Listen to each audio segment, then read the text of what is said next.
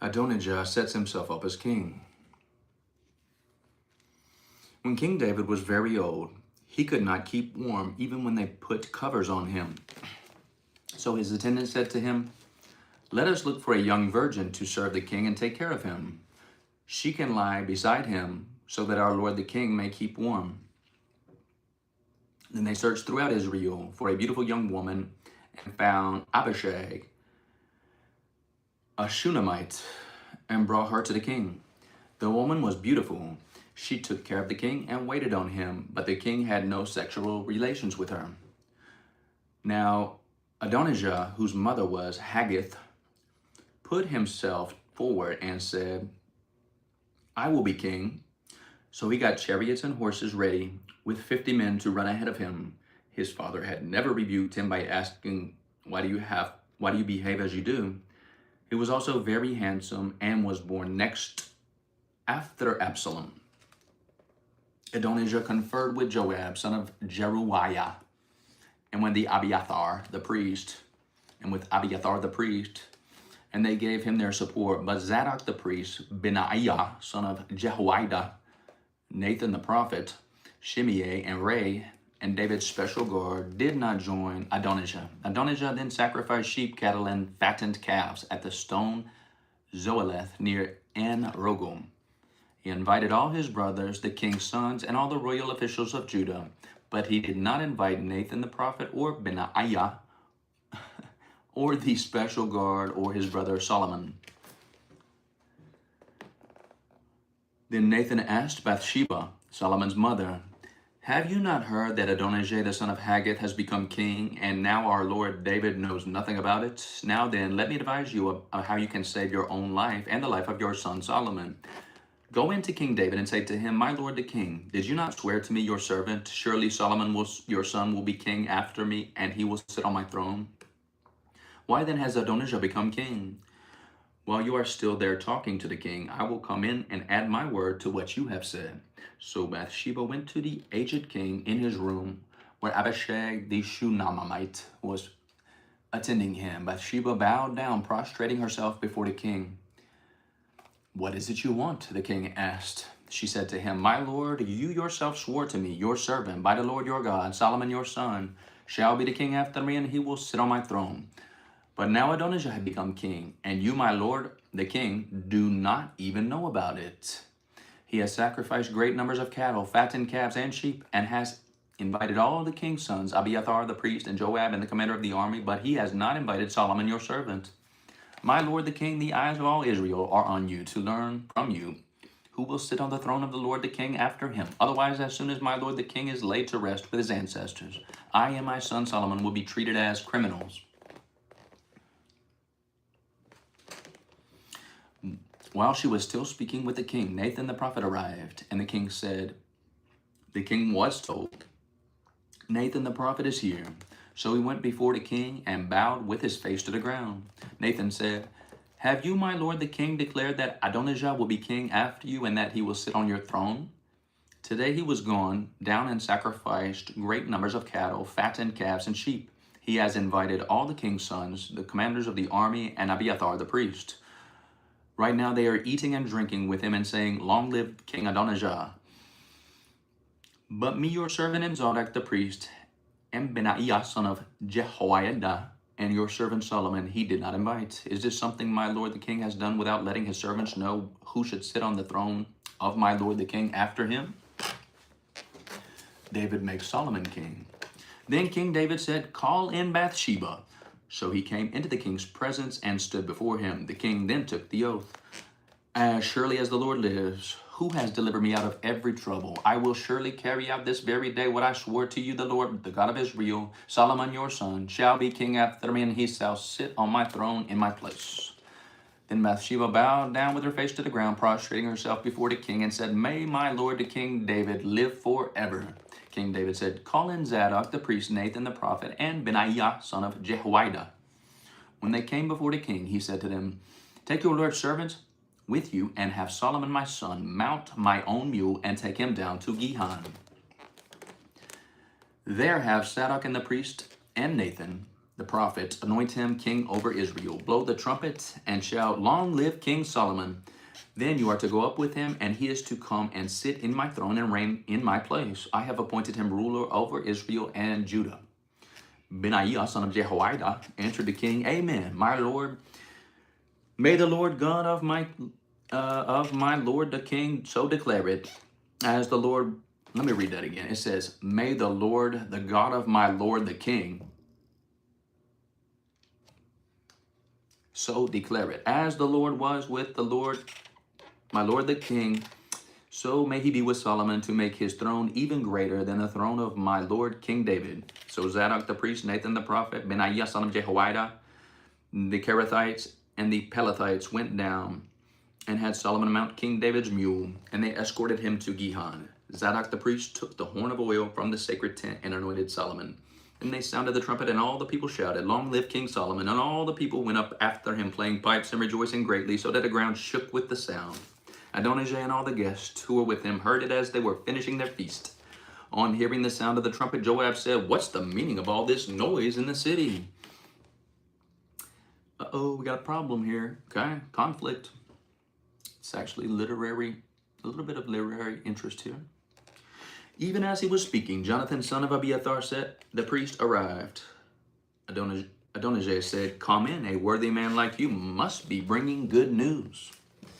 Not at all, Jonathan answered.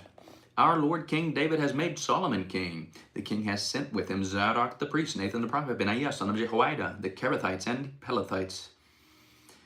And they have put him on the king's mule, and Zadok the priest and Nathan the prophet have anointed him king at Gihon. From there they have gone up cheering, and the city resounds with it. That's the noise you hear. Moreover, Solomon has taken his seat on the royal throne. Also the royal officials have come to congratulate our Lord King David, saying, May your God make Solomon's name more famous than yours, and his throne greater than yours. And the king bowed and worshipped on his bed and said, Praise be to the Lord, the God of Israel, who has allowed my eyes to see a successor on my throne today. At this, all Adonijah's guests rose in alarm and dispersed. But Adonijah, in fear of Solomon, went and took hold of the horns of the altar. Solomon was told, Adonijah is afraid of King Solomon and is clinging to the horns of the altar. He says, Let King Solomon swear to me today that he will not put his servant to death with the sword. Solomon replied, If he shows himself to be worthy, not a hair on his head will fall to the ground. But if evil is found in him, he will die. Then King Solomon sent men, and they brought him down from the altar. And Adonijah came and bowed down to King Solomon. And Solomon said, Go to your home.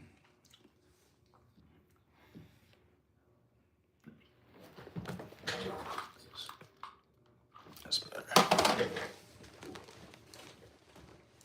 David's charge to Solomon. When the time drew near for David to die, he gave a charge to Solomon his son. I am about to go the way of all the earth, he said. So be strong, act like a man, and observe what the Lord your God requires. Walk in obedience to him and keep his decrees and commands, his laws and regulations, as written in the law of Moses. Do this so that you may prosper in all you do wherever you go, and that the Lord may keep his promise to me, if your descendants watch how they live, and if they walk faithfully before me with all their heart and soul.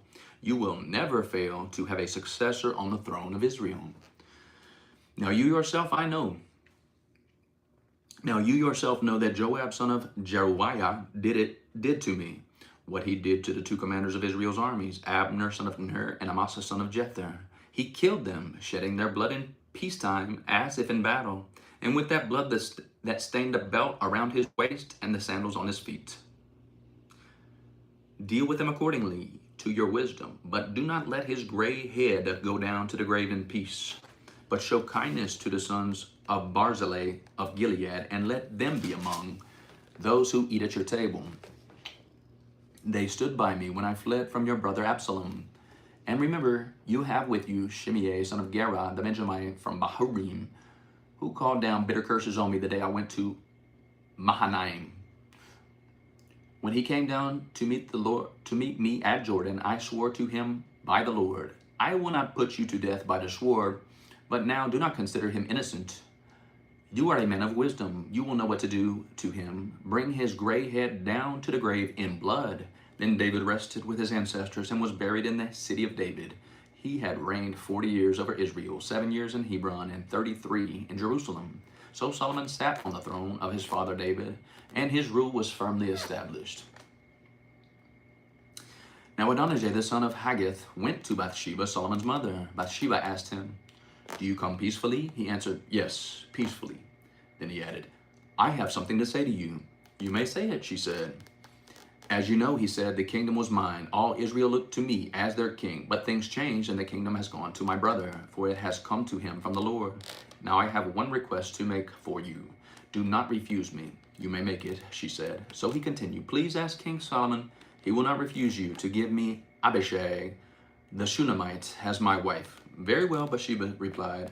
"I will speak to the king for you." When Bathsheba went to the king Solomon to speak to him after Adonijah, the king stood up to meet her, bowed down to her, and sat down on his throne.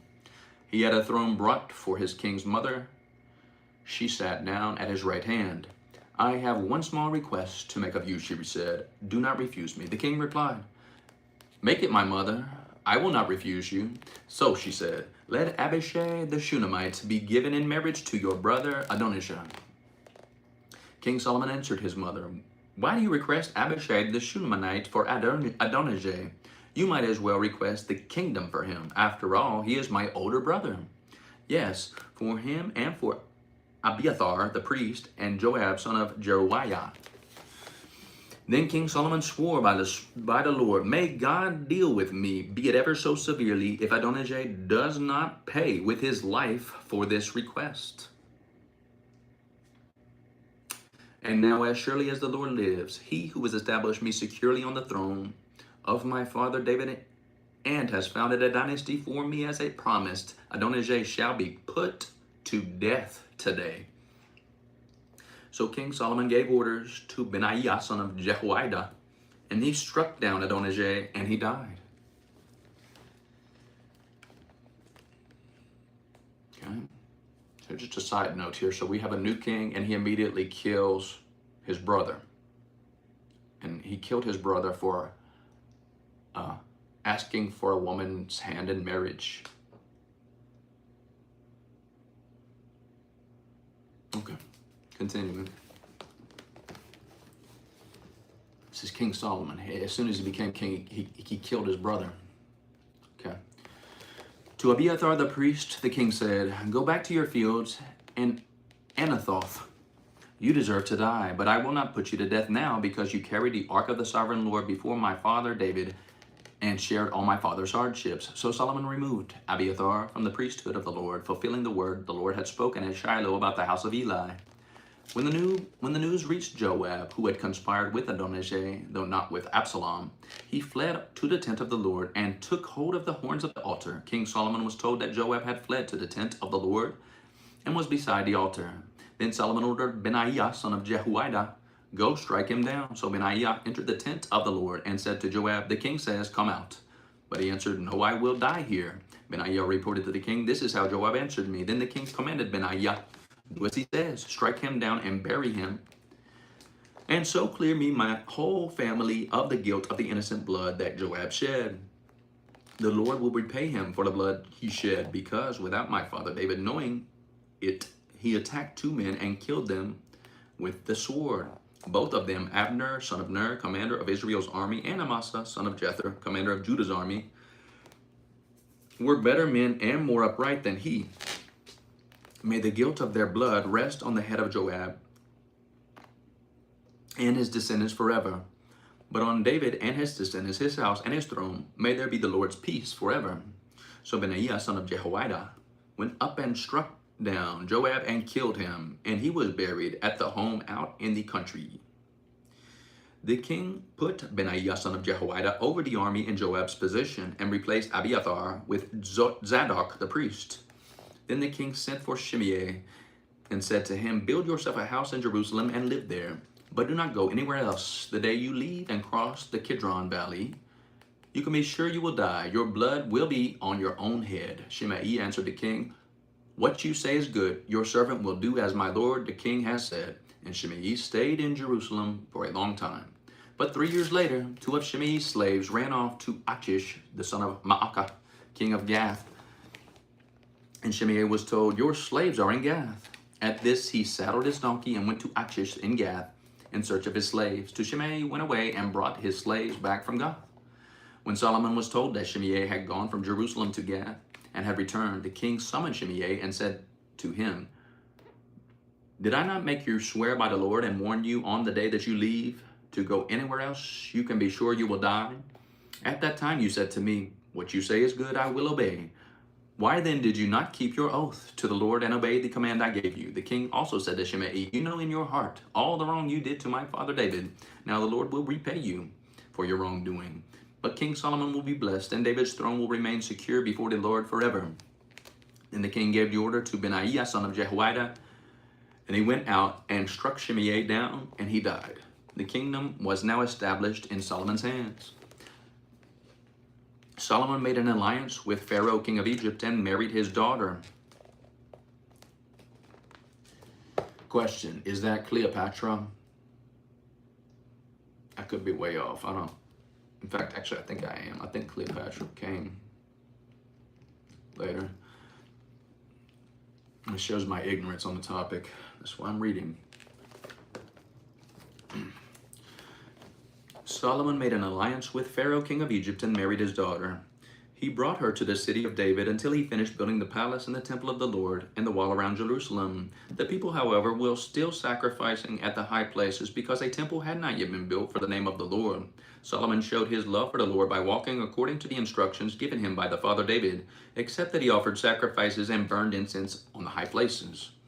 The king went to Gibeon to offer sacrifices, for that was the most important high place, and Solomon offered 1,000 burnt offerings on that altar. At Gibeon, the Lord appeared to Solomon during the night in a dream, and God said, "Ask for whatever you want me to give you." Solomon answered, "You have shown great kindness to your servant, my father David, because he was faithful to you and righteous and upright in heart.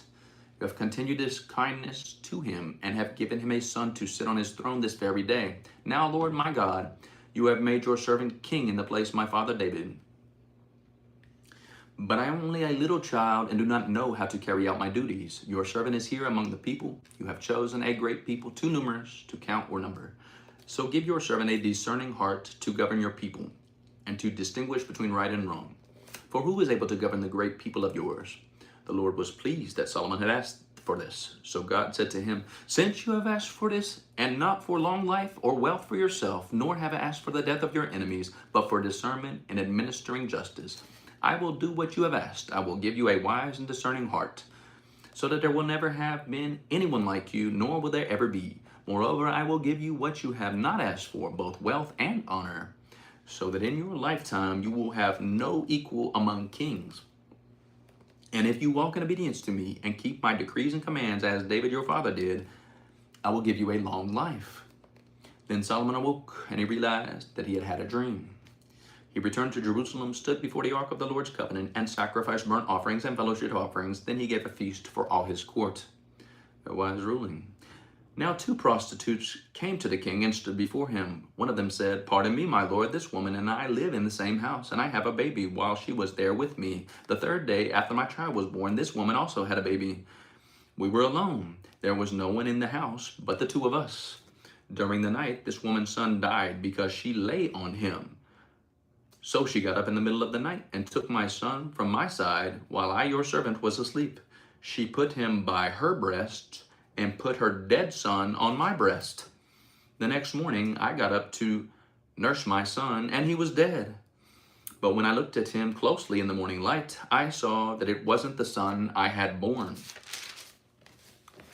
The other woman said, "No, the living one is my son, the dead one is yours." But the first one insisted, "No, the dead one is yours, the living one is mine." And so they argued before the king. The king said, This one says, my son is alive and your son is dead, while that one says, no, your son is dead and mine alive. Then the king said, "Bring me a sword." So they brought a sword for the king. He then gave an order. "Cut the living child in 2 and give half to one and half to the other." This is one that I have heard before. The woman whose son was alive was deeply moved out of love for her son and said to the king, "Please, my lord, give her the living baby. Don't kill him." But the other said, "Neither I nor you shall have him. Cut him in 2. Then the king gave his ruling: give the living baby to the first woman. Do not kill him. She is his mother. When all Israel heard the verdict the king had given, they held the king in awe, because they saw that he had wisdom from God to administer justice. Solomon's officials and governors. So King Solomon ruled over all Israel, and these were his chief officials: Azariah, son of Zadok, the priest; Elihoreph and Ahijah, sons of Shisha, secretaries; Jehoshaphat, son of Ahilud, recorder; Benaiah, son of Jehoiada, commander-in-chief; Zadok and Abiathar, priests; Azariah, son of Nathan, in charge of the district governors; Zabud, son of Nathan, a priest and advisor to the king; Ahishar, palace administrator; Adoniram, son of Abda, in charge of forced labor. Solomon had 12 district governors over all Israel, who supplied provisions for the king and the royal household. Each one had to provide supplies for 1 month in the year. These are their names: Ben-Hur, in the hill country of Ephraim; Ben-Decker in Makaz; Sha'albim; Beth-Shemesh at Elon; Beth-Hanan; Ben-Hesed, and Aruboth; Socoh, and all the land of Hepher were his. Ben-Abinadab in Naphoth Dor. He was married to Taphath, the daughter of Solomon; Baana, son of Ahilud, in Ta'anak and Megiddo, and in all of Beth-Shan, next to Zarethan, below Jezreel, from Beth-Shan to Abel-Meholah, across to Jokmeam; Ben-Geber in Ramoth-Gilead. The settlements of Jair, son of Manasseh, in Gilead were his, as well as the region of Argob in Bashan, and 60 large walled cities with bronze gate bars. Ahinadab, son of Edo, in Mahanaim; Ahimaaz in Naphtali. He had married Basemath, the daughter of Solomon; Baana, son of Hushai, in Asher and in Aloth; Jehoshaphat, son of Peruah, in Issachar; Shemel, son of Elah, in Benjamin; Geber, son of Uri, in Gilead, the country of Sihon, king of Amorites, and the country of Og, king of Bashan. He was only governor over the district. The people of Judah and Israel were as numerous as the sand on the seashore. They ate, they drank, and they were happy. And Solomon ruled over all the kingdoms from the Euphrates River to the land of the Philistines, as far as the border of Egypt.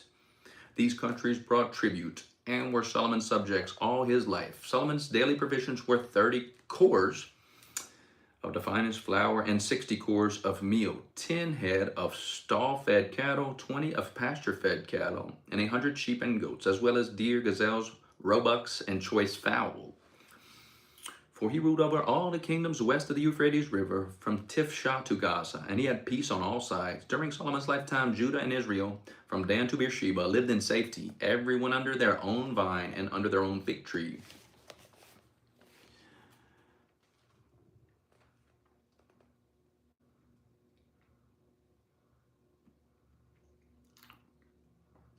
A core is 11,000 pounds. Also means heart, by the way, in Latin.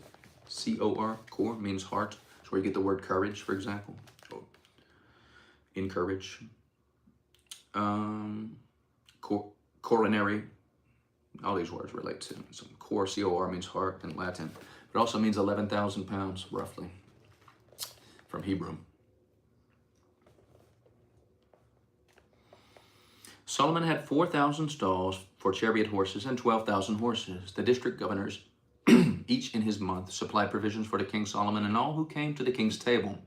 They saw to it that nothing was lacking. They also brought to the proper place their quotas of barley and straw for the chariot horses and the other horses. God gave Solomon wisdom and very great insight, and had a breadth of understanding as measureless as the sand on the seashore. Solomon's wisdom was greater than the wisdom of all the people of the East, and greater than all the wisdom of Egypt. He was wiser than anyone else, including Ethan the Ezrahite, wiser than Heman, Calcol, and Darda, the sons of Mahol. And his fame spread to all the surrounding nations. He spoke 3,000 proverbs, and his songs numbered 1,005. He spoke about plant life, from the cedar of Lebanon to the hyssop that grows out of the walls. He also spoke about animals and birds and reptiles and fish.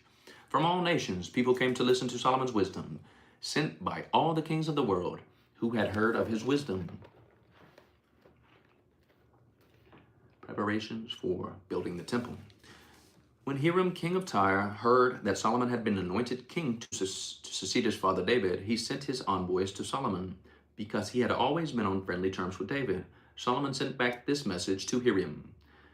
You know that because of the wars waged against my father David from all sides, he could not build a temple for the name of the Lord his God until the Lord put his enemies under his feet. But now the Lord my God has given me the rest on every side, and there is no adversary or disaster. I intend, therefore, to build a temple for the name of the Lord my God, as the Lord told my father David when he said, your son, whom I will put on the throne in your place, will build the temple for my name. So give orders that cedars of Lebanon be cut for me. My men will work with yours, and I will pay you for your men whatever wages you set. You know that we have no one so skilled in felling timber as the Sidonians. When Hiram heard Solomon's message, he was greatly pleased and said, praise be to the Lord today, for he has given David a wise son to rule over his great nation. So Hiram sent word to Solomon. I have received the message you sent me, and I will do all you want in providing the cedar and juniper logs. My men will haul them down from the Lebanon to the Mediterranean Sea, and I will float them as rafts by sea to the place you specify. There I will separate them, and you can take them away. And you are to grant my wish by providing food for my household. In this way, Hiram kept Solomon supplied with all the cedar and juniper logs he wanted, and Solomon gave Hiram 20,000 cores of wheat as food for his household, in addition to 20,000 baths of pressed olive oil. A bath is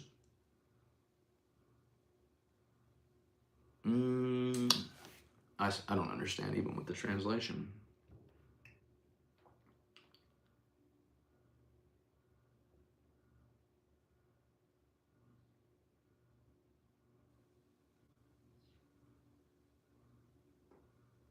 Cores. That'd be well, that's a lot of wheat.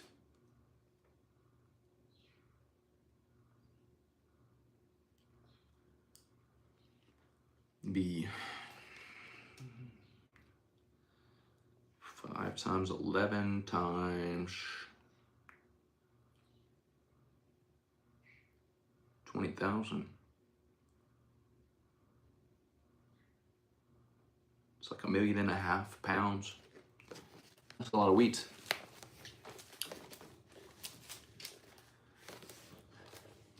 Okay.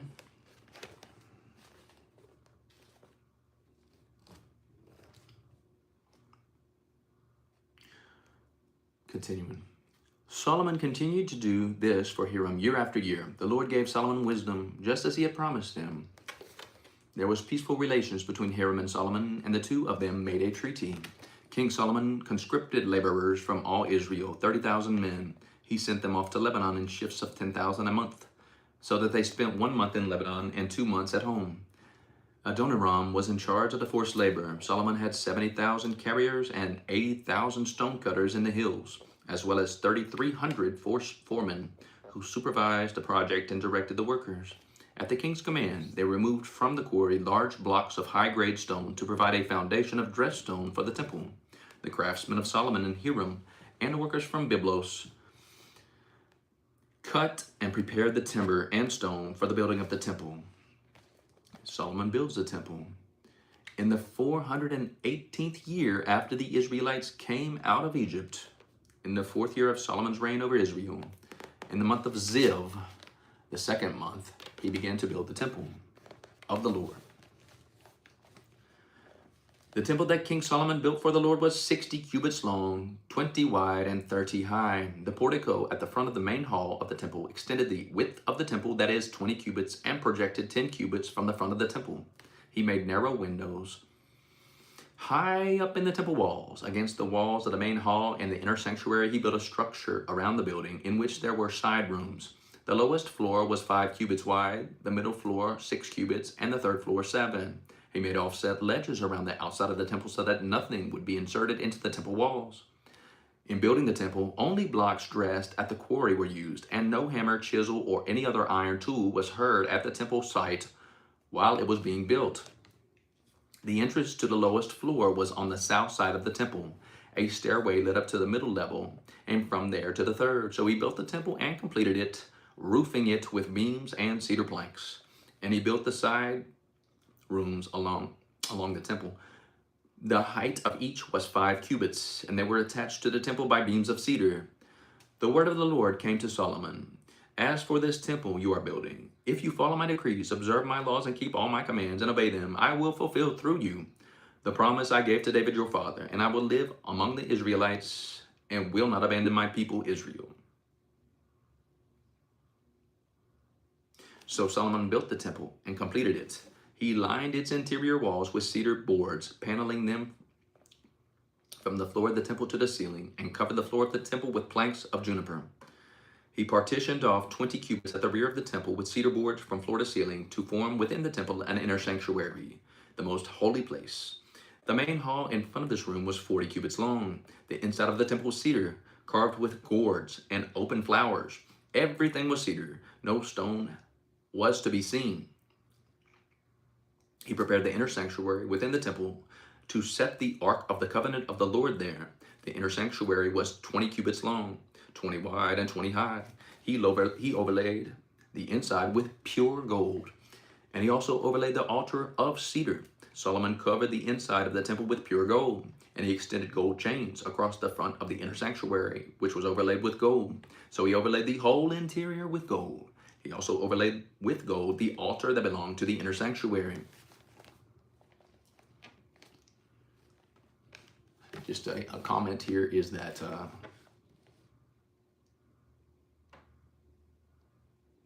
they finally found a place to put the ark. They're adding the old gold as instructed by God to Moses when he built the ark. Continuing. For the inner sanctuary, he made a pair of cherubim out of olive wood, each 10 cubits high. One wing of the first cherub was 5 cubits long, and the other wing 5 cubits, 10 cubits from the wing tip to wing tip.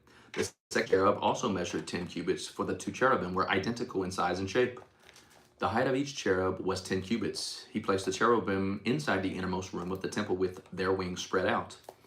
The wing of the one cherub touched the wall, while the wing of the other touched the other wall, and their wings touched each other in the middle of the room. He overlaid the cherubim with gold. On the walls all around the temple, in both the inner and outer rooms, he carved cherubim, palm trees, and open flowers. He also covered the floors of both the inner and outer rooms of the temple with gold. For the entrance to the inner sanctuary, he made doors out of olive wood that were 1/5 of the width of the sanctuary. And on the 2 olive tree doors, he carved cherubim, palm trees, and open flowers, and overlaid the cherubim and palm trees with hammered gold. In the same way, for the entrance of the main hall, he made door frames out of olive wood that were 1/4 of the width of the hall. He also made 2 doors out of juniper wood, each having 2 leaves that turned in sockets. He carved cherubim, palm trees, and open flowers on them, and overlaid them with gold hammered evenly over the carvings. And he built the inner courtyard of 3 courses of dressed stone and 1 course of trimmed cedar beams. The foundation of the temple of the Lord was laid in the 4th year, in the month of Ziv. In the 11th year, in the month of Bul, the 8th month, the temple was finished in all its details according to its specification. He had spent 7 years building it. Solomon built his palace. It took Solomon 13 years, however, to complete the construction of his palace. He built the palace of the forest of Lebanon, 100 cubits long, 50 wide, and 30 high, with 4 rows of cedar columns supported trimmed cedar beams. It was roofed with cedar above the beams that rested on the columns, 45 beams, 15 to a row. Its windows were placed high in sets of 3 facing each other. All the doorways had rectangular frames. They were in the front part in sets of 3 facing each other. He made a colonnade 50 cubits long and 30 wide. In front of it was a portico, and in front of that were pillars and an overhanging roof. He built the throne hall, the hall of justice, where he was to judge, and he covered it with cedar from floor to ceiling. And the palace in which he was to live, set farther back, was similar in design. Solomon also had a palace like the hall for Pharaoh's daughter, whom he had married. All these structures, from the outside to the great courtyard and from the foundation to eaves, were made of blocks of high-grade stone, cut to size and smooth on their inner and outer faces. The foundations were laid with large stones of good quality, some measuring 10 cubits and some 8. Above were high-grade stones cut to size and cedar beams. The great courtyard was surrounded by a wall of 3 courses of dressed stone and 1 course of trimmed cedar beams, as was the inner courtyard of the temple of the Lord with its portico. King Solomon sent to Tyre and brought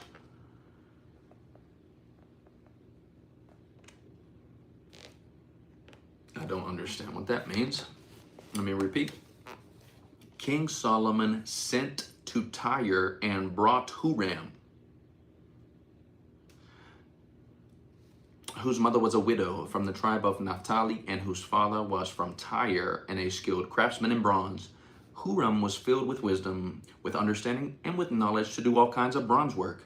He came to King Solomon and did all the work assigned to him. He cast 2 bronze pillars, each 18 cubits high and 12 cubits in circumference. He also made 2 capitals of cast bronze to set the tops of the pillars. Each capital was 5 cubits high. A network of interwoven chains adorned the capitals on top of the pillars, 7 for each capital. He made pomegranates in 2 rows encircling each network to decorate the capital of the pillars. He did the same for each capital. The capitals on the pillars in the portico were in the shape of lilies, 4 cubits high. On the capitals of both pillars above the bowl-shaped part next to the network were the 200 pomegranates in rows all around. He erected the pillars at the portico of the temple. The pillar to the south he named Jachin, and the one in the north Boaz. And the capitals on top were in the shapes of lilies. And so the work on the pillars was completed. He made the sea of cast metal, circular in shape, measuring 10 cubits from rim to rim and 5 cubits high. He took a line 30 cubits to measure around it. Below the rim, gourds encircled it 10 to a cubit. The gourds were cast in 2 rows in one piece with the sea. The sea stood on 12 bulls, 3 facing north, 3 facing west, 3 facing south, and 3 facing east. The sea rested on top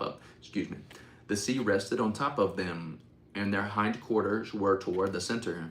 It was a handbreadth in thickness, and its rim was like the rim of a cup, like a lily blossom. It held 2,000 baths. He also made 10 movable stands of bronze. Each was 4 cubits high, 4 wide, and 3 high. This is how the stands were made. They had side panels attached to uprights. On the panels between the uprights were lions, bulls, and cherubim, and on the uprights as well. Above and below the lions and bulls were wreaths of hammered work. Each stand had 4 bronze wheels with 4 axles, and each had a basin resting on 4 supports cast with reeds on each side. On the inside of the stand, there was an opening that had a circular frame 1 cubit deep. This opening was round, and with its base work, it measured 1.5 cubits. Around its opening, there was an engraving. The panels of the stands were square, not round. The 4 wheels were under the panels, and the axles of the wheels were attached to the stand. The diameter of each wheel was 1.5 cubits. The wheels were made like a chariot wheel. The axles, rims, spokes, and hubs were all of cast metal. Each stand had 4 handles, 1 on each quarter, projecting from the stand. At the top of the stand, there was a circular band 1/2 cubit deep. The supports and panels were attached to the top of the stand. He engraved cherubim, lions, and palm trees on the surfaces of the supports and the panels in every available space with reeds all around them. This is the way he made the 10 stands. They were all cast in the same molds and were identical in shape and size. He then made 10 bronze basins, each holding 40 baths and measuring 4 cubits across, 1 basin to go on each of the 10 stands. He then placed 5 of the stands on the south side of the temple and 5 on the north. He placed the sea on the south side at the southeast corner of the temple. He also made the pots and shovels and sprinkling bowls. So Huram finished all the work he had undertaken for King Solomon in the temple of the Lord. The 2 pillars, the 2 bowl-shaped capitals on top of the pillars, the 2 sets of network decorating the 2 bowl-shaped capitals on the top of the pillars, the 400 pomegranates for 2 sets of network, 2 rows of pomegranates for each network decorating the bowl-shaped capitals on top of the pillars, the 10 stands with their 10 basins, the sea and the 12 bowls under it, the pots, shovels, and sprinkling bowls. All these objects that Huram made for the King Solomon for the temple for the Lord were burnished bronze. The king had them cast in clay molds in the plain of Jordan between Succoth in Jerathon. Solomon left all these things unweighed because they were so many. The weight of the bronze was so not determined. Solomon also made all the furnishings that were in the Lord's temple: the golden altar, the golden table on which was the bread of presence, the lampstands of pure gold, 5 on the right and 5 on the left, in front of the inner sanctuary, the gold floral work and lamps and tongs, the pure gold basins, wick trimmers, sprinkling bowls, dishes, and censers, and the gold sockets for the doors of the innermost room, the most holy place, and also for the doors of the main hall of the temple. When all the work King Solomon had done for the temple of the Lord was finished, he brought in the things his father David had dedicated, the silver and gold and the furnishings, and he placed them in the treasuries of the Lord's temple.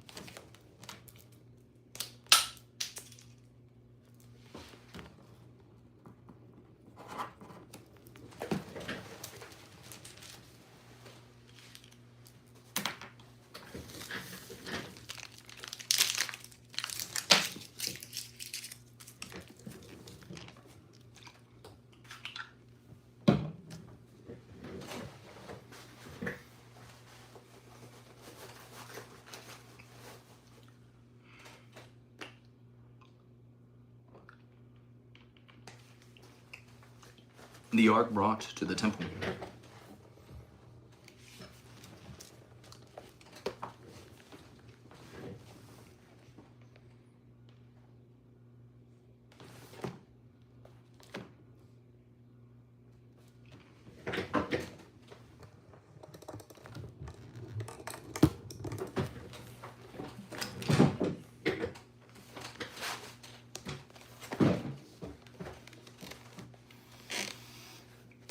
Then King Solomon summoned into his presence at Jerusalem the elders of Israel, all the heads of the tribes and the chiefs of the Israelite families, to bring up the ark of the Lord's covenant from Zion, the city of David.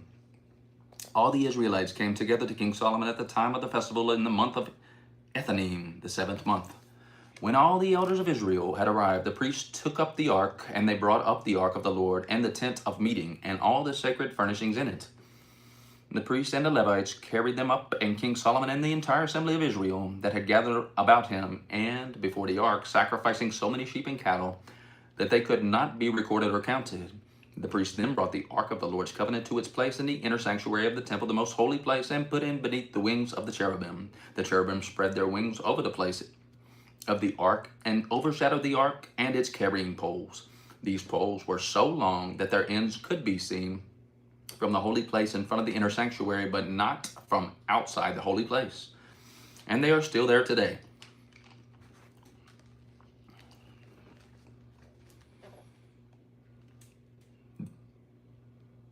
Obviously, they're not there today. They were there at the time of whoever wrote this. And I don't think we know who wrote it. Correct? I might be wrong about that. I don't think we really know for sure who wrote any of these books. Even the New Testament, I don't think we know. Is that correct?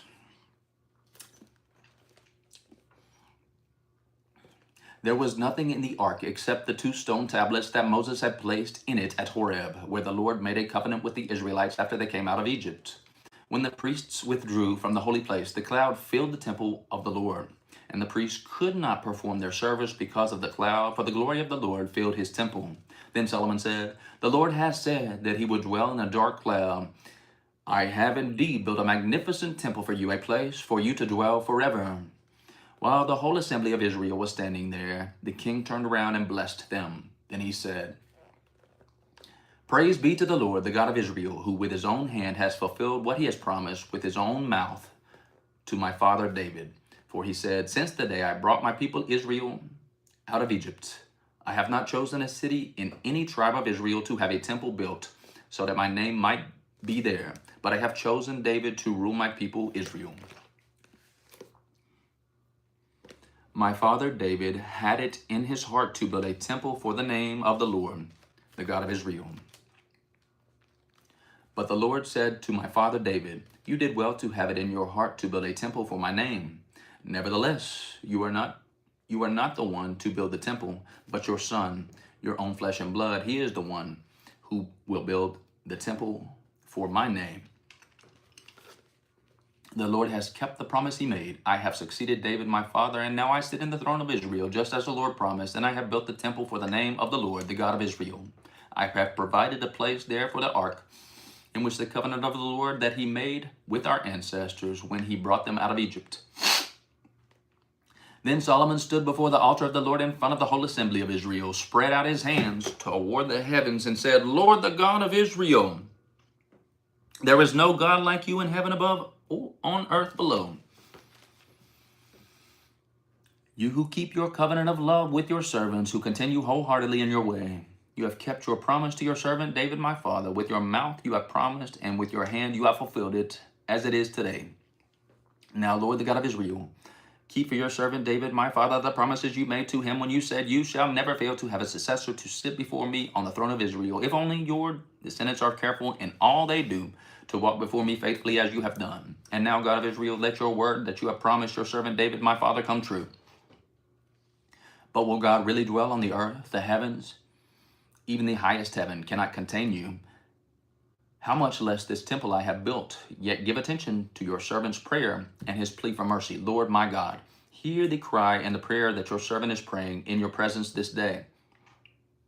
May your eyes be open toward this temple night and day, this place of which you have said, my name shall be here, so that you will hear the prayer your servant prays toward this place. Hear my supplication of your servant and your people Israel when they pray toward this place. Hear from heaven, your dwelling place, and when you hear, forgive. When anyone wrongs their neighbor and is required to take an oath, and they come and swear the oath before your altar in this temple, then hear from heaven and act.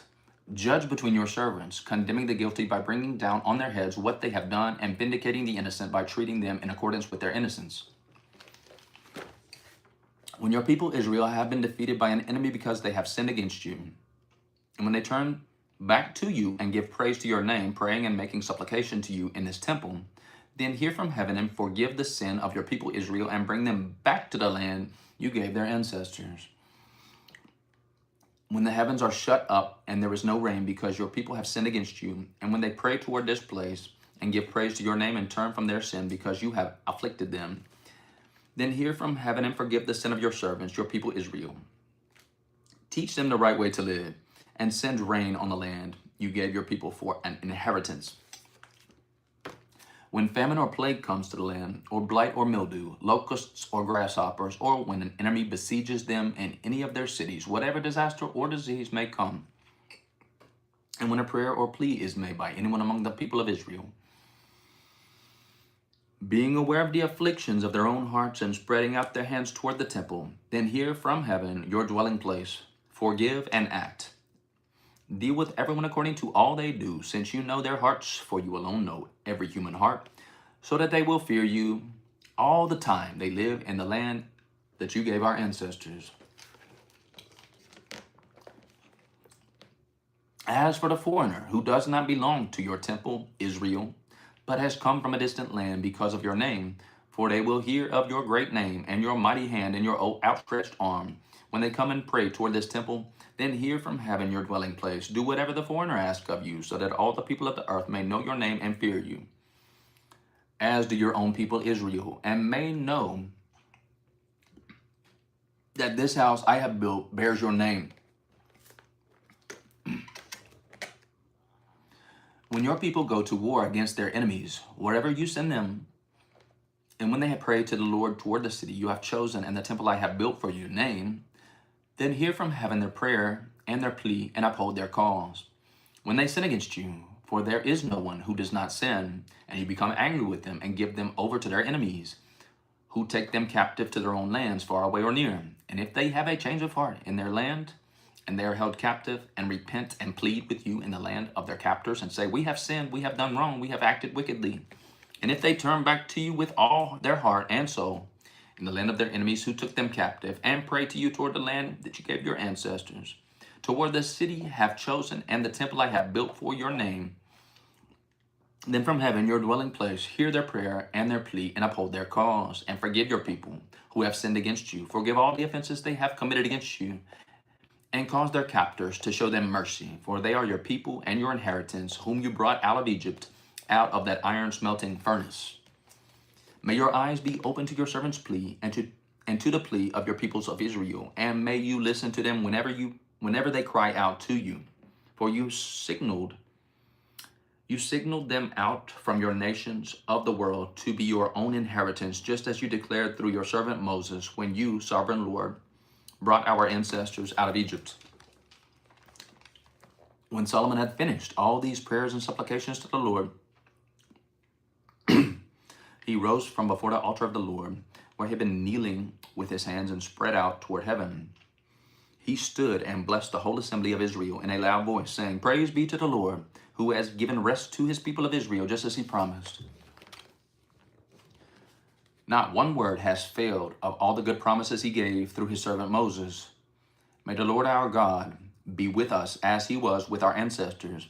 May he never leave us or forsake us. May he turn our hearts to him, to walk in obedience to him, and keep the commands, decrees, and laws that he gave our ancestors. And may these words of mine, which I have prayed before the Lord, be near to the Lord our God day and night, that he may uphold the cause of his servant and the cause of his people Israel according to each day's need, so that all the peoples of the earth may know that the Lord is God and that there is no other.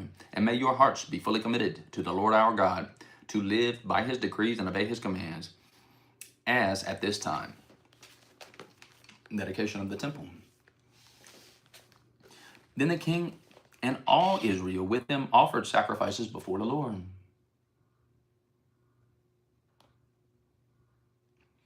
Solomon offered a sacrifice of fellowship offerings to the Lord, 22,000 cattle and 120,000 sheep and goats. So the king and all Israelites dedicated the temple of the Lord.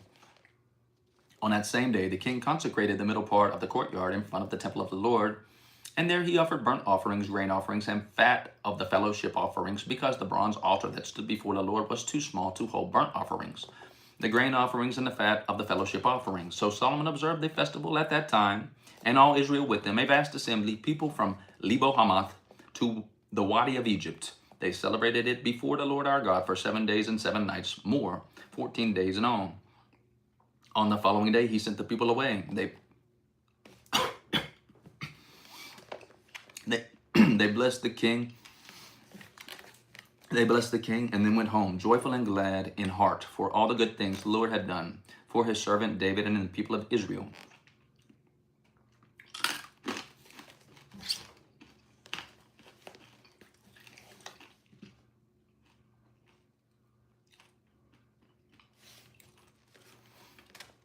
When Solomon had finished building the temple of the Lord and the royal palace, and had achieved all that he desired to do, the Lord appeared to him a second time, as he had appeared to him at Gibeon. The Lord said to him,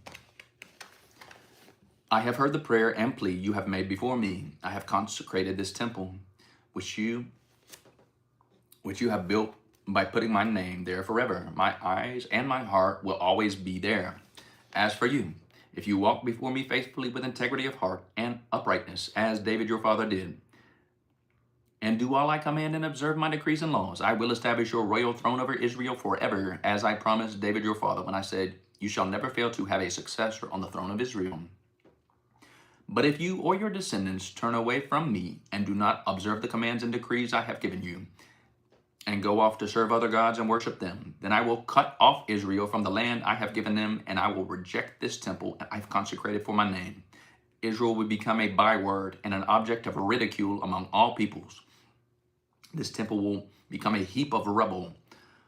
All who pass by will be appalled and will scoff and say, why has the Lord done such a thing to this land and to this temple? People will answer, because they have forsaken the Lord their God, who brought their ancestors out of Egypt, and have embraced other gods, worshiping and serving them. That is why the Lord brought all this disaster on them. Solomon's other activities. At the end of 20 years, during which Solomon built these two buildings, the temple of the Lord and the royal palace, King Solomon gave 20 towns to Galilee to Hiram, king of Tyre, because Hiram has supplied him with the cedar and the juniper and gold he wanted.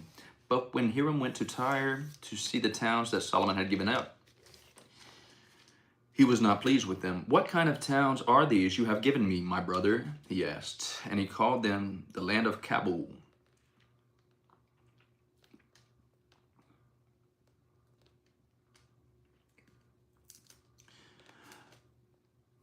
Just to note, Kabul is spelled exactly like the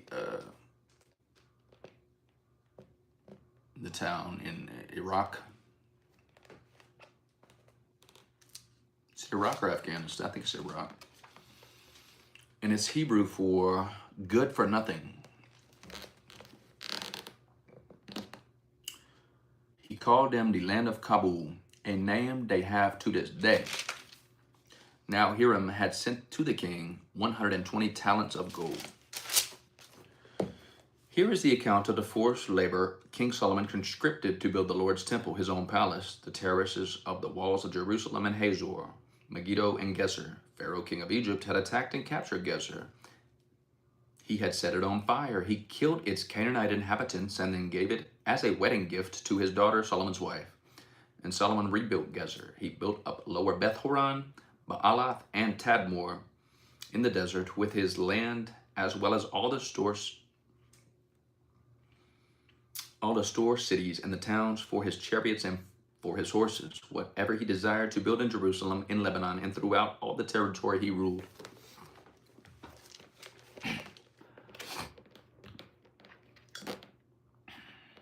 There were still people left from the Amorites, Hittites, Perizzites, Hivites, and Jebusites. These people were not Israelites. Solomon conscripted the descendants of all these people remaining in the land, whom the Israelites could not exterminate,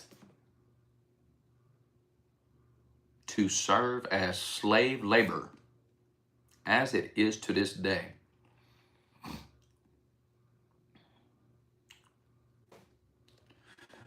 But Solomon did not make slaves of any of the Israelites. They were his fighting men, his government officials, his officers, his captains, and the commanders of his chariots and charioteers. They were also the chief officials in charge of Solomon's projects, 550 officials supervising those who did the work. After Pharaoh's daughter had come up from the city of David to the palace of Solomon had built for her, he constructed the terraces. 3 times a year, Solomon sacrificed burnt offerings and fellowship offerings on the altar he had built for the Lord, burning incense before the Lord along with them, and so fulfilled the temple obligations. King Solomon also built ships at Ezion-Geber, which is near Elath in Edom, to the shore of the Red Sea, and Hiram sent the men, sailors who knew the sea, to serve in the fleet with Solomon's men. They sailed to Ophir and brought back 420 talents of gold, which they delivered to King Solomon. When the queen of Sheba heard about the fame of Solomon and his relationship to the Lord, she came to test Solomon with hard questions, arriving at Jerusalem with a very great caravan, with camels carrying spices, large quantities of gold, and precious stones. She came to Solomon and talked with him about all that she had on her mind.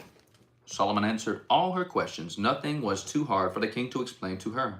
When the queen of Sheba saw that all the wisdom Solomon in the palace he had built, the food on his table, the seating of his officials, the attending servants in their robes, his cupbearers, and the burnt offerings he had made at the temple of the Lord, she was overwhelmed. She said to the king, "The report I heard in my own country about your achievements and your wisdom is true. But I did not believe these things until I came and saw with my own eyes. Indeed, not even half was told me. In wisdom and wealth, you have far exceeded the report I heard. How happy your people must be, how happy your officials who continually stand before you and hear your wisdom. Praise be to the Lord your God, who has delighted in you and placed you on the throne of Israel. Because of the Lord's eternal love for Israel, he has made you king to maintain justice and righteousness." And she gave the king 120 talents of gold, large quantities of spices, and precious stones. Never again were so many spices brought in as those the queen of Sheba gave to King Solomon.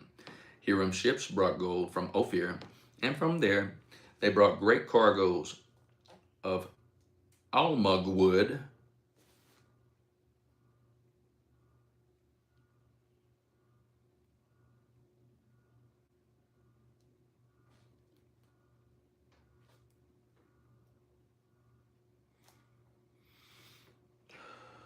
The king used almug wood to make supports for the temple of the Lord and for the royal palace, and to make harps and lyres for the musicians. So much algum wood has never been imported or seen since that day. King Solomon gave the queen of Sheba all she desired and asked for, besides what he had given her out of his royal bounty. Then she left and returned with her retinue to her own country. The weight of the gold that Solomon received yearly was 666 talents. This is 25 tons, 50,000 pounds of gold each year, not including the revenues from merchants and traders and from all the Arabian kings and the governors of the territories. King Solomon made 200 large shields of hammered gold. 600 shekels of gold went into each shield. He also made 300 small shields of hammered gold with 3 minas of gold in each shield. The king put them in the palace of the forest of Lebanon. Then the king made a great throne covered with ivory and overlaid with fine gold. The throne had 6 steps, and its back had a rounded top. On both sides of the seat were armrests with a lion standing beside each of them. 12 lions stood on the 6 steps, one at either end of each step. Nothing like it had ever been made for any other kingdom. All King Solomon's goblets were gold, and all the household articles in the palace of the forest of Lebanon were pure gold. Nothing was made of silver, because silver was considered of little value in Solomon's days. The king had a fleet of trading ships at sea, along with the ships of Hiram. Once every 3 years it returned, carrying gold, silver, and ivory, and apes and baboons. King Solomon was greater in riches and wisdom than all the other kings of the earth. The whole world sought audience with Solomon to hear the wisdom God had put in his heart. Year after year, everyone who came brought a gift, articles of silver and gold, robes, weapons and spices, and horses and mules. Solomon accumulated chariots and horses. He had 1,400 chariots and 12,000 horses, which he kept in the chariot cities and also with him in Jerusalem. The king made silver as common in Jerusalem as stones, and cedar as plentiful as sycamore fig trees in the foothills. Solomon's horses were imported from Egypt and from Kue. The royal merchants purchased them from Kue at the current price. They imported a chariot from Egypt for 600 shekels of silver, and a horse for 150. They also exported them to all the kings of the Hittites and the Arameans. King Solomon, however, loved many foreign women besides Pharaoh's daughter, Moabites, Ammonites, Edomites, Sidonians, and Hittites. They were from nations about which the Lord had told the Israelites, "You must not intermarry with them, because they will surely turn your hearts after their gods." Nevertheless, Solomon held fast to them in love. He had 700 wives of royal birth and 300 concubines, and his wives led him astray. As Solomon grew old, his wives turned his heart after other gods, and his heart was not fully devoted to the Lord his God, as the heart of David his father had been. He followed Ashtoreth, the goddess of the Sidonians, and Molech, the detestable god of the Ammonites. So Solomon did evil in the eyes of the Lord. He did not follow the Lord completely, as David his father had done. On a hill east of Jerusalem, Solomon built a high place for Chemosh, the detestable god of Moab, and for Molech, the detestable god of the Ammonites. He did the same for all the foreign wives who burned incense and offered sacrifices to their gods. The Lord became angry with Solomon because his heart had turned away from the Lord, the God of Israel, who had appeared before him twice. Although he had forbidden Solomon to follow other gods, Solomon did not keep the Lord's command. So the Lord said to Solomon, "Since this is your attitude and you have not kept my covenant and my decrees, which I commanded you, I will most certainly tear the kingdom away from you and give it to one of your subordinates. Nevertheless, for the sake of David your father, I will not do it during your lifetime. I will tear it out of the hand of your son. Yet I will not tear the whole kingdom from him, but will give him one tribe for the sake of David, my servant, and for the sake of Jerusalem, which I have chosen." Solomon's adversaries. Then the Lord raised up against Solomon an adversary, Hadad the Edomite, from the royal line of Edom. Earlier, when David was fighting with Edom, Joab, the commander of the army, who had gone to bury the dead, had struck down all the men in Edom. Joab and all the Israelites stayed there for 6 months until they had destroyed all the men in Edom. But Hadad, still only a boy, fled to Egypt with some Edomite officials who had served his father.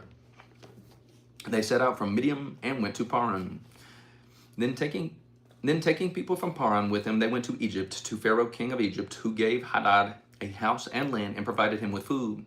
Pharaoh was so pleased with Hadad that he gave him a sister of his own wife, Queen Tapines, in marriage. The sister of Tapines bore him a son named Genubath, whose Tapines brought up in the royal palace. There Genubath lived with Pharaoh's own children. While he was in Egypt, Hadad heard that David rested with his ancestors and that Joab, the commander of the army, was also dead. Then Hadad said to the Pharaoh, "Let me go, that I may return to my own country." What have you lacked here that you want to go back to your own country? Pharaoh asked. Nothing, Hadad replied, but do let me go. And God raised up against Solomon another adversary, Rezon, son of Eliada, who fled from his master, Hadadezer, king of Jobah. When David destroyed Jobah's army, Rezon gathered a band of men around him and became their leader. They went to Damascus, where they settled and took control. Rezon was Israel's adversary as long as Solomon lived, adding to the trouble caused by Hadad. So Rezon ruled in Aram and was hostile toward Israel.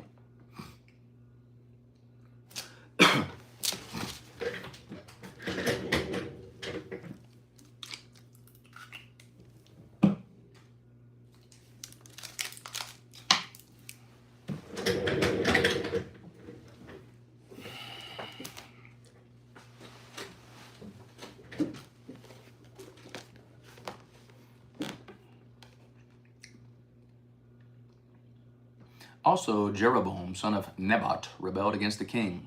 He was one of Solomon's officials, an Ephraimite from Zeredah, and his mother was a widow named Zeruiah. Here is the account of how he rebelled against the king. Solomon had built the terraces and had filled in the gap in the wall of the city of David his father. Now Jeroboam was a man of standing, and when Solomon saw how well the young man did his work, he put him in charge of the whole labor force of the tribes of Joseph. About the time that Jeroboam was going out of Jerusalem, and Ahijah, the prophet of Shiloh, met him on the way wearing a new cloak. The two of them were alone out in the country. And Ahijah took hold of the new cloak he was wearing and tore it into 12 pieces. Then he said to Jeroboam, "Take 10 pieces for yourself, for this is what the Lord, the God of Israel, says. See, I am going to tear the kingdom out of Solomon's hand and give it to his 10 tribes. But for the sake of my servant David and the city of Jerusalem, which I have chosen out of all the tribes of Israel, he will have one tribe. I will do this because they have forsaken me and worshipped Ashtoreth, the goddess of the Sidonians, Chemosh, the god of the Moabites, and Molech, the god of the Ammonites, and have not walked in obedience to me, nor done what is right in my eyes, nor kept my decrees and laws, as David, Solomon's father, did. But I will not take the whole kingdom out of Solomon's hands. I have made him ruler all the days of his life for the sake of David, my servant, whom I chose and who obeyed my commands and decrees. I will take the kingdom from his son's hands and give you 10 tribes. I will give one tribe to his son, so that David, my servant, may always have a lamp before me in Jerusalem, the city where I chose to put my name. However, as for you, I will take you, and you will rule over all that your heart desires. You will be king over Israel. If you do whatever I command, and walk in obedience to me, and do what is right in my eyes by obeying my decrees and commands, as David my servant did, I will be with you. I will build you a dynasty as enduring as the one I built for David, and I will give Israel to you. I will humble David's descendants because of this, but not forever." Solomon tried to kill Jeroboam, but Jeroboam fled to Egypt, and Shishak the king stayed there until Solomon's death. As for the other events of Solomon's reign, all he did and the wisdom he displayed, are they not written in the book of the Annals of Solomon? Solomon reigned in Jerusalem over all Israel for 40 years. Then he rested with his ancestors and was buried in the city of David his father. And Rehoboam, his son, succeeded him as king. Israel rebels against Rehoboam. Rehoboam went to Shechem, for all Israel had gone there to make him king. When Jeroboam, son of Nebat, heard this, he was still in Egypt, where he had fled from King Solomon. He returned from Egypt, so they sent for Jeroboam, and he and the whole assembly of Israel went to Rehoboam and said to him, "Your father put a heavy yoke on us, but now lighten the harsh labor and the heavy yoke he put on us, and we will serve you." Rehoboam answered, "Go away for 3 days, and then come back to me." So the people went away. Then King Rehoboam consulted the elders who had served his father Solomon during his lifetime. "How would you advise me to answer these people?" he asked. They replied, "If today you will be a servant to these people and serve them and give them a favorable answer, they will always be your servants." But Rehoboam rejected the advice the elders gave him and consulted the young men who had grown up with him and were serving him. He asked them, "What is your advice? How should we answer these people who say to me, 'Lighten the yoke your father put on us'?" The young men who had grown up with him replied, "These people have said to you, 'Your father put a heavy yoke on us, but make our yoke a little lighter.' Now tell them, 'My little finger is thicker than my father's waist. My father laid on you a heavy yoke. I will make it even heavier. My father scourged you with whips. I will scourge you with scorpions.'" 3 days later, Jeroboam and all the people returned to Rehoboam, as the king had said, "Come back to me in 3 days." The king answered the people harshly, rejecting the advice given him by the elders. He followed the advice of the young men and said, "My father made your yoke heavy. I will make it even heavier. My father scourged you with whips. I will scourge you with scorpions." So the king did not listen to the people, for this turn of events was from the Lord, to fulfill the word of the Lord had spoken to Jeroboam, son of Nebat, through Ahijah the Shilonite. When all Israel saw that the king refused to listen to them, they answered the king, "What share do we have in David? What part in Jesse's son? To your tents, Israel. Look after your own house, David." So the Israelites went home. But as for Israelites who were all living in the towns of Judah, Rehoboam still ruled over them. King Rehoboam sent out Adoniram, who was in charge of forced labor, but all Israel stoned him to death. King Rehoboam, however, managed to go into his chariot and escape Jerusalem. He escaped to Jerusalem. So Israel had been divided in rebellion against the house of David to this day. When all the Israelites heard that Jeroboam had returned, they sent and called him to the assembly and made him king over Israel. Only the tribe of Judah remained loyal to the house of David. When Rehoboam arrived in Jerusalem, he mustered all Judah and the tribe of Benjamin, 180,000 able men, to go to war against Israel and to regain kingdom for Rehoboam, son of Solomon. But this word of God came to Shemaiah, the man of God. "Say to Rehoboam, son of Solomon, king of Judah, to all Judah and Benjamin, and to the rest of the people, this is what the Lord says. Do not go up to fight against your brothers, the Israelites. Go home, every one of you, for this is my doing." So they obeyed the word of the Lord and went home again, as the Lord had ordered. Then Jeroboam fortified Shechem in the hill country of Ephraim and lived there. From there he went out and built up Peniel. Jeroboam thought to himself, "The kingdom will now surely revert to the house of David. If these people go up to offer sacrifices at the temple of the Lord in Jerusalem, they will again give their allegiance to their lord Rehoboam, king of Judah. They will kill me and return to King Rehoboam." After seeking advice, the king made 2 golden calves. He said to the people, "It is too much for you to go up to Jerusalem. Here are your gods, Israel, who brought you up out of Egypt." One he set up in Bethel and the other in Dan. And this thing became a sin. The people came to worship the one at Bethel and went as far as Dan to worship the other. Jeroboam built shrines on high places and appointed priests from all sorts of people, even though they were not Levites. He instituted a festival on the 15th day of the 8th month, like the festival held in Judah, and offered sacrifices on the altar. This he did in Bethel, sacrificing to the calves he had made. And at Bethel he also installed priests at the high places he had made. On the 15th day of the 8th month, a month of his own choosing, he offered sacrifices on the altar he had built at Bethel. So he insisted the festival for the Israelites and went up to the altar to make offerings. By the word of the Lord, a man of God came from Judah to Bethel, as Jeroboam was standing by the altar to make an offering. By the word of the Lord, he cried against the altar, "Altar, altar, this is what the Lord says. A son named Josiah will be born to the house of David. On you he will sacrifice the priests of the high places who make offerings here, and human bones will be burned on you." That same day, the man of God gave a sign. "This is the sign of the Lord has declared. The altar will be split apart, and ashes on it will be poured out."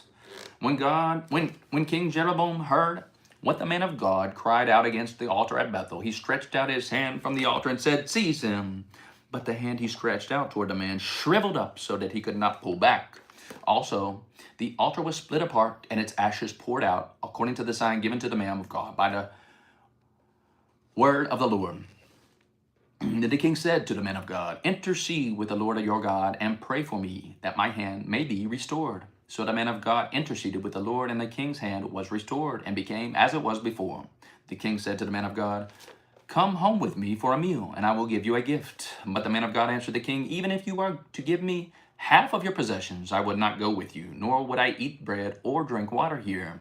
For For I was commanded by the word of the Lord, you must not eat bread or drink water or return by the way you came in. So he took another road and did not return by the way he had come to Bethel. Now there was a certain old prophet living in Bethel whose sons came and told all that the man of God had done there that day. They also told their father what he had said to the king. Their father asked him, which way did he go? And his sons showed him which road the man of God up from Judah had taken. So he said to his sons, saddle the donkey for me. And then they had saddled the donkey for him. He mounted and rode after the man of God. He found him sitting under an oak tree and asked, are you the man of God who came from Judah? I am, he replied.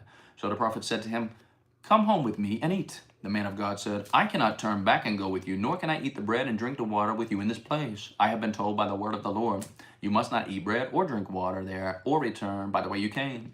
The old prophet answered, I too am a prophet, as you are.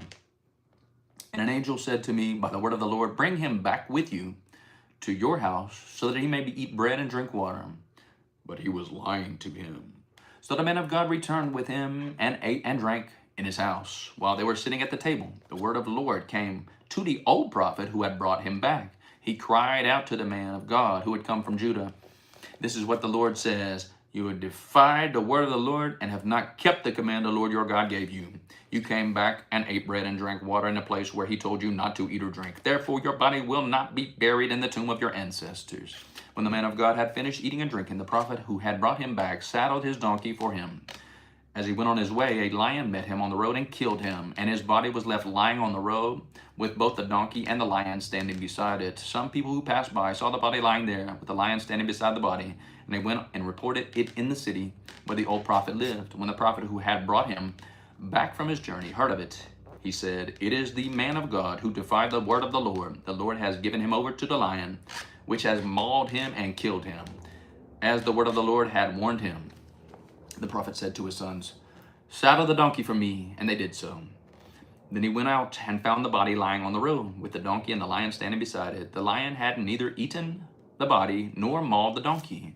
So the prophet picked up the body of the man of God, laid it on the donkey, and brought it back to his own city to mourn for him and bury him. Then he laid the body in his own tomb, and they mourned over him, said, alas, my brother. After burying him, he said to his sons, when I die, bury me in the grave where the man of God is buried. Lay my bones beside his bones. For the message he declared by the word of the Lord against the altar in Bethel and against all the shrines on the high places in the towns of Samaria will certainly come true. Even after this, Jeroboam did not change his evil ways, but once more appointed priests for the high places from all sorts of people. Anyone who wanted to become a priest, he consecrated for the high places. This was the sin of the house of Jeroboam that led to its downfall and to its destruction from the face of the earth. At that time, Abijah, son of Jeroboam, became ill, and Jeroboam said to his wife, go disguise yourself so that you won't be recognized as the wife of Jeroboam. Then go to Shiloh. Ahijah, the prophet, is there. The one who told me I would be king over his people. Take 10 loaves of bread with you, some cakes, and a jar of honey, and go to him. He will tell you what will happen to the boy. So Jeroboam's wife did what he said, and went to Ahijah's house in Shiloh. Now Ahijah could not see. His sight was gone because of his age. But the Lord had told Ahijah, Jeroboam's wife is coming to ask you about your son, for he is ill, and you are to give her such and such an answer. When she arrives, she will pretend to be someone else. So when Ahijah heard the sound of some footsteps at the door, he said, come in, wife of Jeroboam. Why this pretense? I have been sent to you with bad news. Go tell Jeroboam that this is what the Lord, the God of Israel, says. I raised you up from the God of Israel. I raised you up from among the people and appointed you ruler over my people Israel. I tore the kingdom away from the house of David and gave it to you. But you have not been like my servant David, who kept my commands and followed me with all his heart, doing only what was right in his eyes. Doing only what was right in my eyes.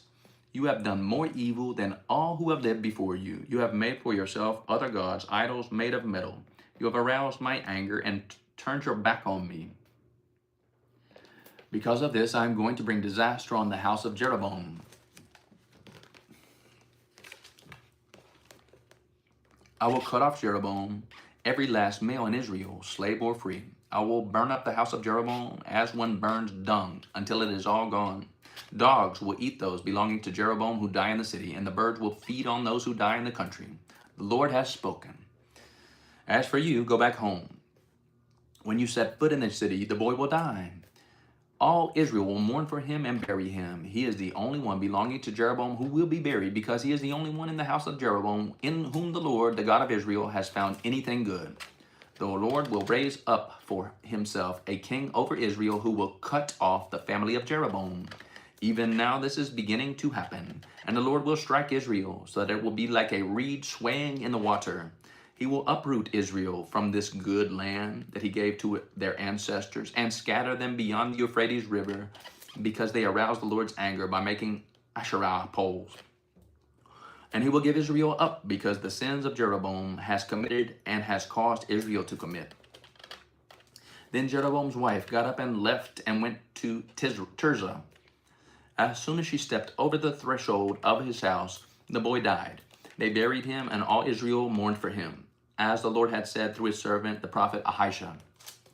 The other servants of Jeroboam's reign, his wars and how he ruled, are written in the book of the annals of the kings of Israel. He reigned for 22 years, and then rested with his ancestors, and Nadab his son succeeded him as king.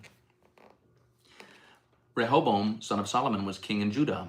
He was 41 years old when he became king, and he reigned 17 years in Jerusalem, the city the Lord had chosen out of all the tribes of Israel in which to put his name. His mother's name was Naamah. She was Ammonite. Judah did evil in the eyes of the Lord. By the sins they committed, they stirred up his jealous anger more than they who were before them had done. They also set up for themselves high places, sacred stones, and Asherah poles on every high hill and under every spreading tree. There were even male shrine prostitutes in the land. The people engaged in all the detestable practices of the nations the Lord had driven out before the Israelites. In the 5th year of King Rehoboam, Shishak, king of Egypt, attacked Jerusalem. He carried off the treasures of the temple of the Lord and the treasures of the royal palace.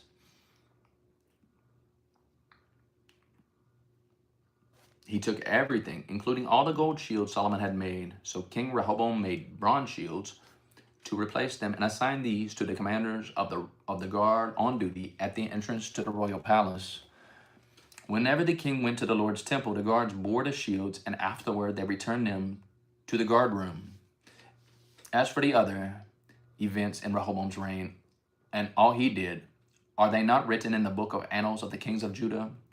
There was continual warfare between Rehoboam and Jeroboam, and Rehoboam rested with his ancestors and was buried with them in the city of David. His mother's name was Naamah. She was an Ammonite, and Abijah, his son, succeeded him as king. Just one comment here on this one. The sacking of the temple looks like is listed here as the 5th year of King Rehoboam.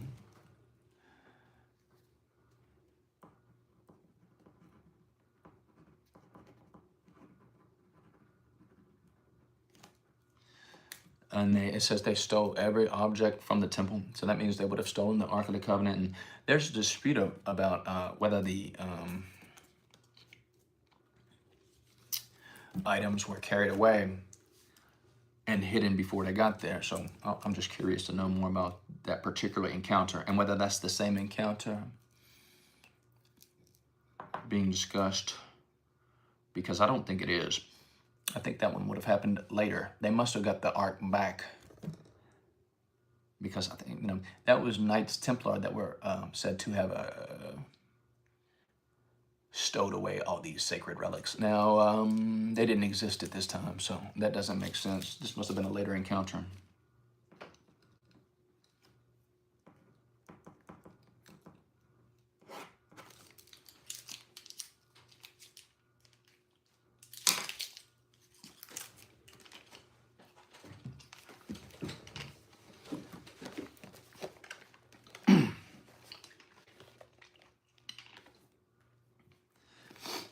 Abijah, king of Judah.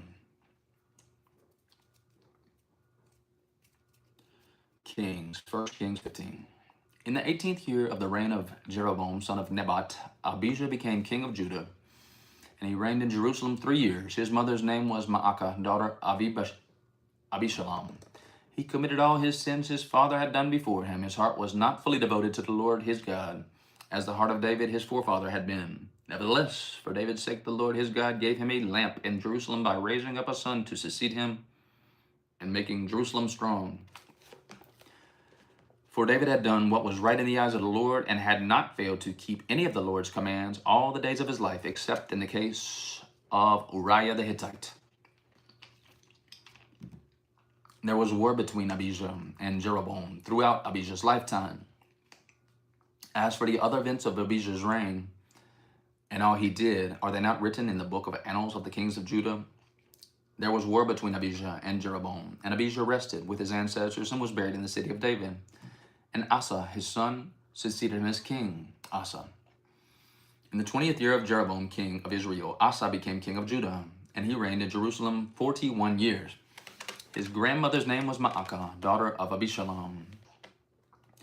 Asa did what was right in the eyes of the Lord, as his father David had done. He expelled the male shrine prostitutes from the land and got rid of all the idols his ancestors had made. He even deposited his grandmother Maacah from her position as queen mother because she had made a repulsive image for the worship of Asherah. Asa cut it down and burned it in the Kidron Valley.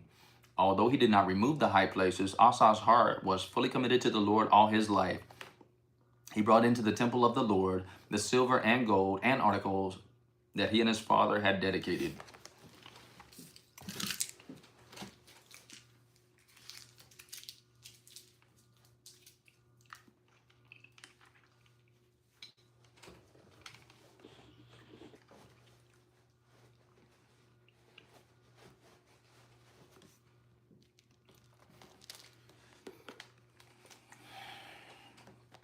There was war between Asa and Baasha, king of Israel, throughout their reigns. Baasha, king of Israel, went up against Judah and fortified Ramah to prevent anyone from leaving or entering the territory of Asa, king of Judah. Asa then took all the silver and gold that was left in the treasuries of the Lord's temple and his own palace. He entrusted it to his officials and sent them to Ben-Hadad, son of Tabrimon, the son of Hezion, the king of Aram, who was ruling in Damascus. Let there be a treaty between me and you, he said, as there was between my father and your father. See, I am now sending you a gift of silver and gold. Now break your treaty with Baasha, king of Israel, so he will withdraw from me. Ben-Hadad agreed with King Asa and sent the commanders of his forces against the towns of Israel. He conquered Ijon, Dan, Abel, Beth-Maacah, and all Kinnereth, in addition to Naphtali. When Baasha heard of this, he stopped building Ramah and withdrew to Tirzah. When the king Asa issued an order to all Judah, no one was exempt, and they carried away from Ramah the stones and timber Baasha had been using there. With them, King Asa built up Geba and Benjamin, and also Mizpah. As for all the other events in Asa's reign, all his achievements, all he did in the cities he built, are they not written in the book of the annals of the kings of Judah? In his old age, however, his feet became diseased. Then Asa rested with his ancestors and was buried with them in the city of his father David. And Jehoshaphat, his son, succeeded him as king. Nadab, son of Jeroboam, became king of Israel in the 2nd year of Asa, king of Judah, and he reigned over Israel 2 years. He did evil in the eyes of the Lord, following the ways of his father and committing the same sin as his father had caused Israel to commit. Baasha, son of Ahijah, from the tribe of Issachar, plotted against him, and he struck him down at Gibbethon, a Philistine town, while Nadab and all Israel were besieged in it. Baasha killed Nadab in the 3rd year of Asa, king of Judah, and succeeded him as king. As soon as he began to reign, he killed Jeroboam's whole family. He did not leave Jeroboam anyone that breathed, but destroyed them all according to the word of the Lord had given him his servant Ahijah the Shilonite. This happened because of the sins Jeroboam had committed and had caused Israel to commit, and because he aroused the anger of the Lord, the God of Israel. As for the other events of Nadab's reign and all he did, are they not written in the book of the annals of the kings of Israel? There was war between Asa and Baasha, king of Israel, throughout their reigns. Baasha, king of Israel. In the 3rd year of Asa, king of Judah, Baasha, son of Ahijah, became king of all Israel in Tirzah, and he reigned 24 years. He did evil in the eyes of the Lord, following the ways of Jeroboam, and committing the same sin Jeroboam had caused Israel to commit. 16. Then the word of the Lord came to Jehu, son of Hanani, concerning Baasha. I lifted you up from the dust and appointed you ruler over my people, Israel, but you follow the ways of Jeroboam, and caused my people Israel to sin and to arouse my anger by their sins. So I am about to wipe out Baasha and his house, and I will make your house like that of Jeroboam son of Nebat. Dogs will eat those belonging to Baasha who die in the city, and birds will feed on those who die in the country. As for the other events of Baasha's reign, what he did and his achievements, are they not written in the book of the annals of the kings of Israel? Baasha rested with his ancestors and was buried in Tirzah, and Elah his son succeeded him as king. Moreover, the word of the Lord came through the prophet Jehu, son of Hanani, to Baasha and his house, because of all the evil he had done in the eyes of the Lord, arousing his anger by the things he did, becoming like the house of Jeroboam, and also because he destroyed it. Elah. In the 26th year of Asa, king of Judah, Elah, son of Baasha, became king of Israel, and he reigned in Tirzah 2 years. Zimri, one of his officials who had command of half his chariots, plotted against him. Elah was in Tirzah at the time, getting drunk in the home of Arza, the palace administrator at Tirzah. Zimri came in, struck him down, and killed him in the 27th year of Asa, king of Judah. Then he succeeded him as king. As soon as he began to reign and was seated on the throne, he killed off Baasha's whole family. He did not spare a single male, whether relative or friend. So Zimri destroyed the whole family of Baasha in accordance with the word of the Lord spoken against Baasha through the prophet Jehu. Because of all the sins Baasha and his son Elah had committed and had caused Israel to commit, so that they aroused the anger of the Lord, the God of Israel, by their worthless idols. As for the other events in Elah's reign and all he did, are they not written in the book of the annals of the kings of Israel? Zimri. In the 27th year of Asa, king of Judah, Zimri reigned in the Tirzah 7 days. The army was encamped near Gibbethon, a Philistine town.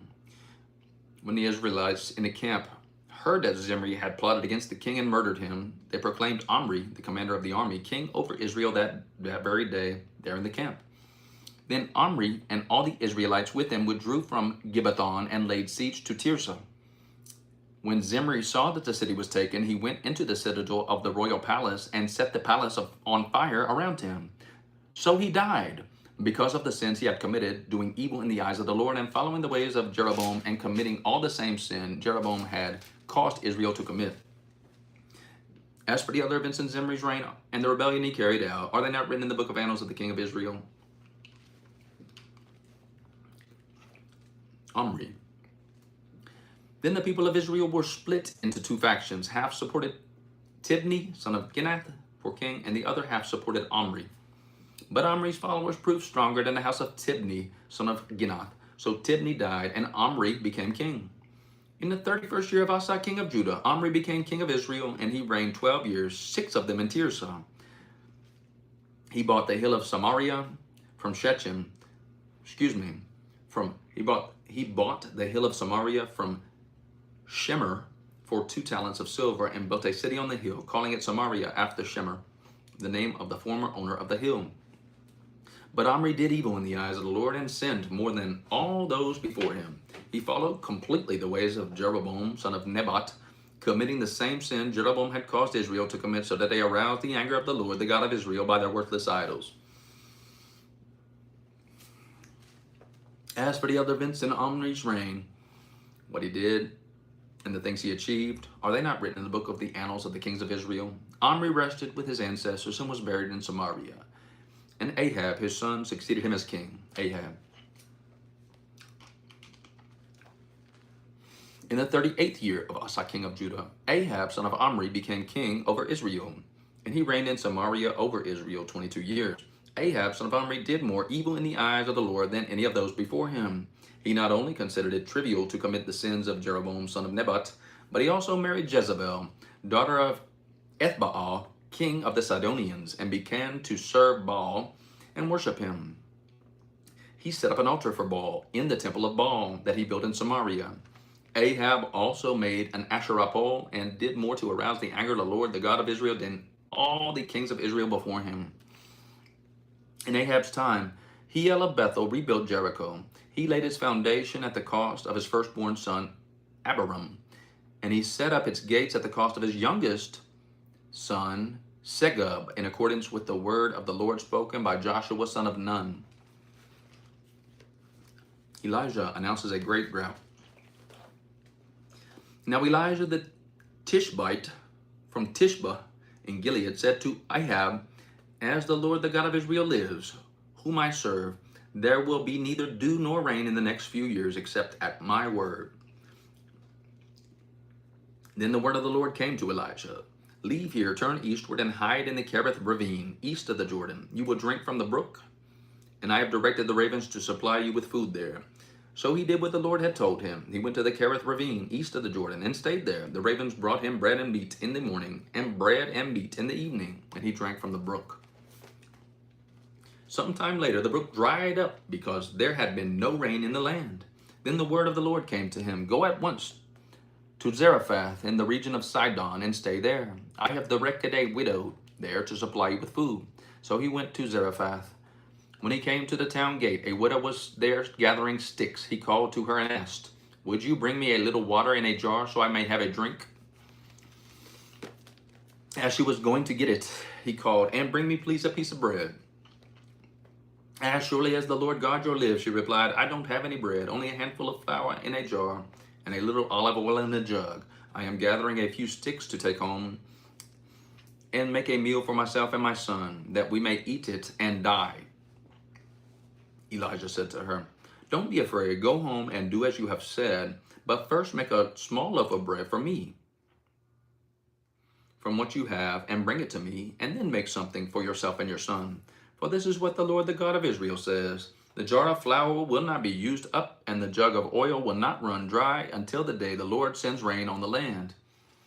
Now here comes, this is where Hanukkah comes from, right? I'm not sure that's true. It doesn't sound right, actually. This is Kings 17:15. She went away and did as Elijah had told her. So there was food every day for Elijah and for the woman and her family. For the jar of flour was not used up, and the jug of oil did not run dry, in keeping with the word of the Lord had spoken by Elijah. Sometime later, the son of the woman who owned the house became ill. He grew worse and worse, and finally stopped breathing. She said to Elijah, "What do you have against me, man of God? Did you come to remind me of my sin and kill my son?" "Give me your son," Elijah replied. He took him from her arms, carrying him the upper room where he was staying, and laid him on his bed. Then he cried out to the Lord, "Lord my God, have you brought tragedy even on this widow I am staying with by causing her son to die?" Then he stretched himself out to the boy 3 times and cried out to the Lord, "Lord my God, let this boy's life return to him." The Lord heard Elijah's cry, and the boy's life returned to him, and he lived. Elijah picked up the child and carried him down from the room into the house. He gave him to his mother and said, "Look, your son is alive."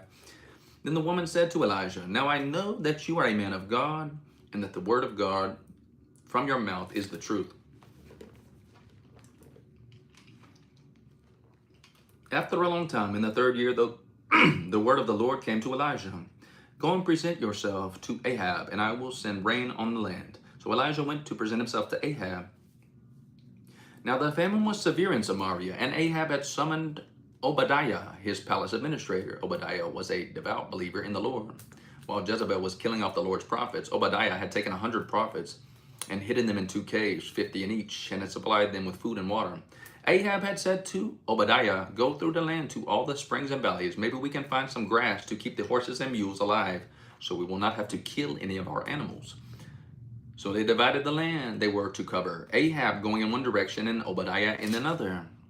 As Obadiah was walking along, Elijah met him. Obadiah recognized him, bowed down to the ground, and said, "Is it really you, my lord Elijah?" "Yes," he replied. "Go tell your master, Elijah is here." "What have I done wrong?" asked Obadiah, "that you are handing your servant over to Ahab to be put to death? As surely as the Lord your God lives, there is not a nation or kingdom where my master has not sent someone to look for you."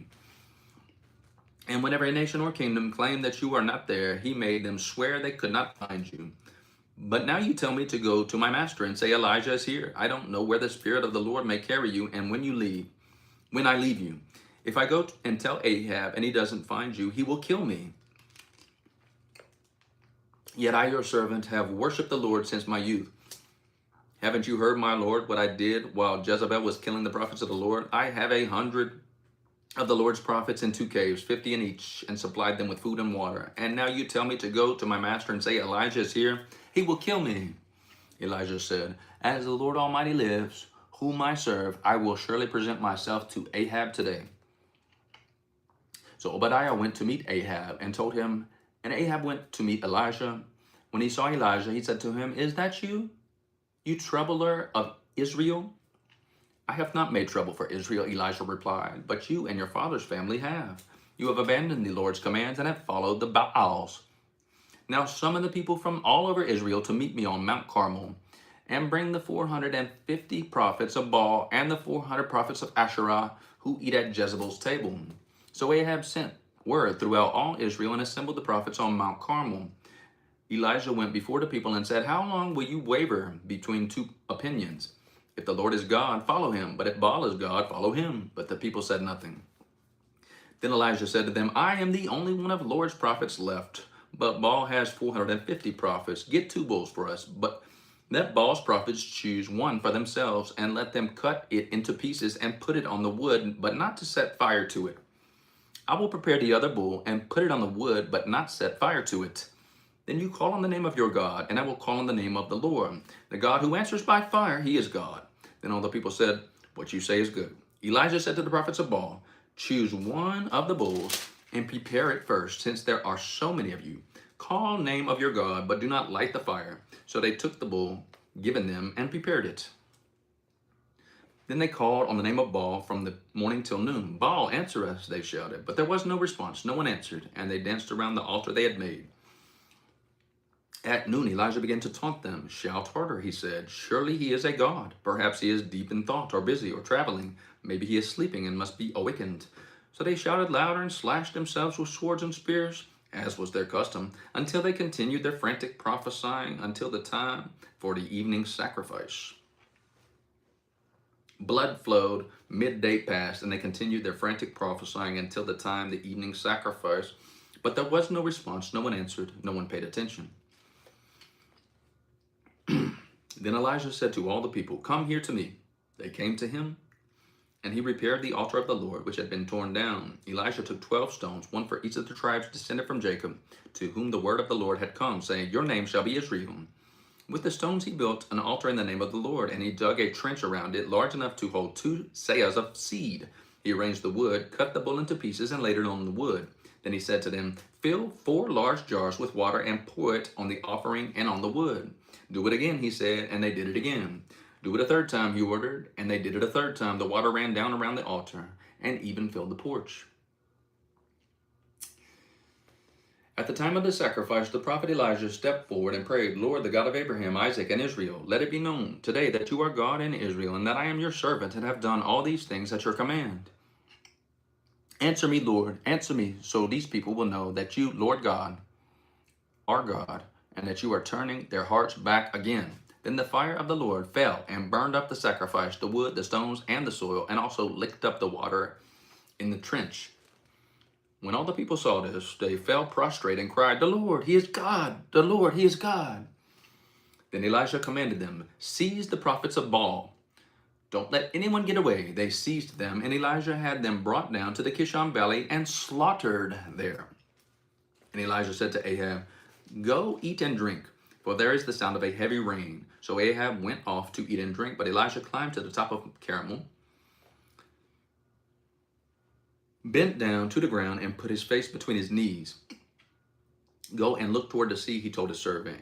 And he went up and looked. There is nothing there, he says. 7 times Elijah said, go back. The 7th time the servant reported, a cloud as small as a man's hand is rising from the sea. So Elijah said, go and tell Ahab, hitch up your chariot and go down before the rain stops you.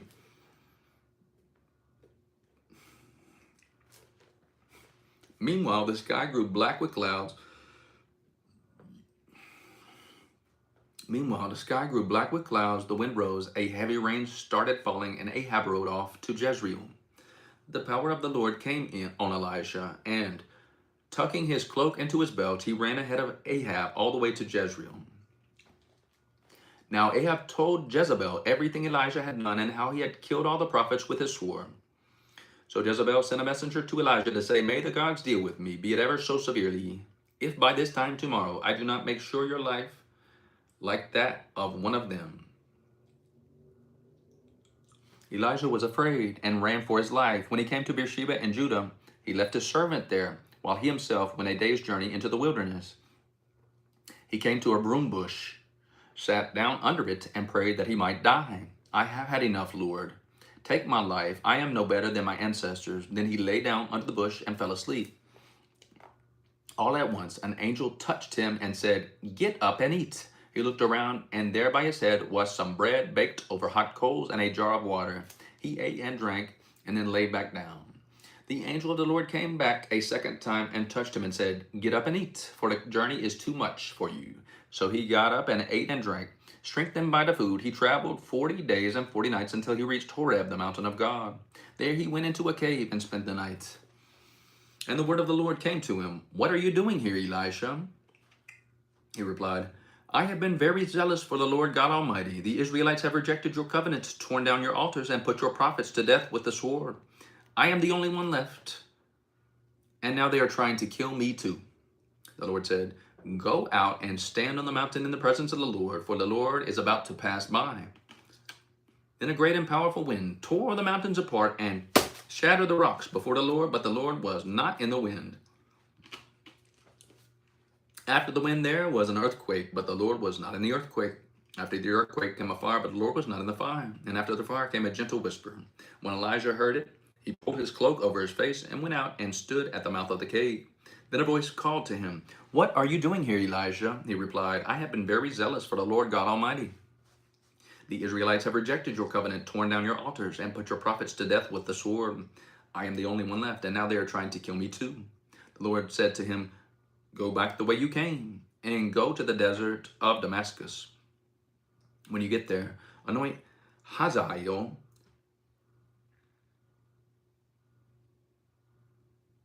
I guess you would say this, Hazael. If it's Greek, it would be Hazael. Anoint Hazael king over Aram.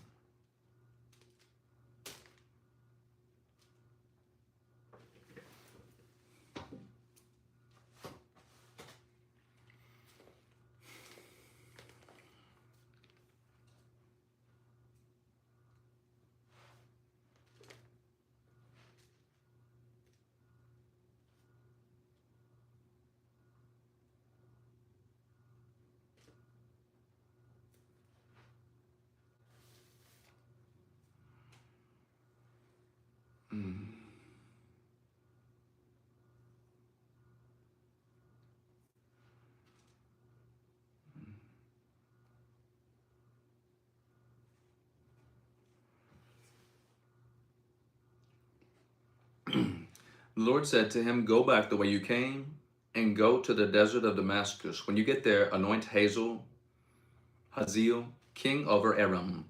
Also anoint Jehu, son of Nimshi, king over Israel, and anoint Elisha, son of Shaphat, from Abel Meholab, to succeed you as a prophet. Jehu will put to death any who escape the sword of Hazael, and Elisha will put to death any who escape the sword of Jehu. Yet I reserve 7,000 in Israel, all whose knees have not bowed down to Baal, and whose mouths have not kissed him." The call of Elisha. So Elijah went from there and found Elisha, son of Shaphat. He was plowing with 12 yoke of oxen, and he himself was driving the 12th pair.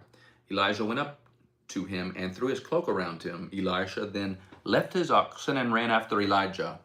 "Let me kiss my father and mother goodbye," he said, "and then I will come with you." "Go back," Elisha replied. "What have I done to you?"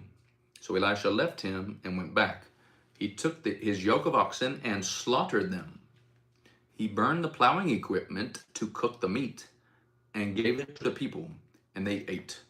Then he set out to follow Elijah and become his servant.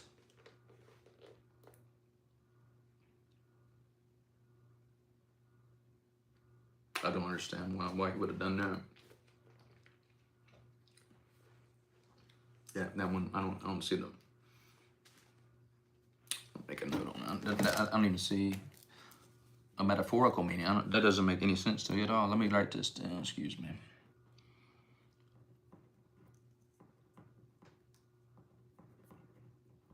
I mean, I could see that you would want to have a big feast for the people.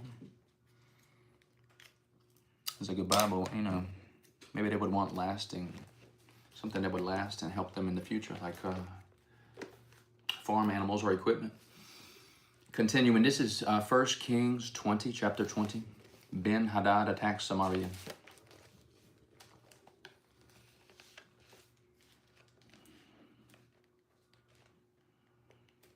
Now Ben-Hadad, king of Aram, mustered his entire army. Accompanied by 32 kings with their horses and chariots, he went up and besieged Samaria and attacked it.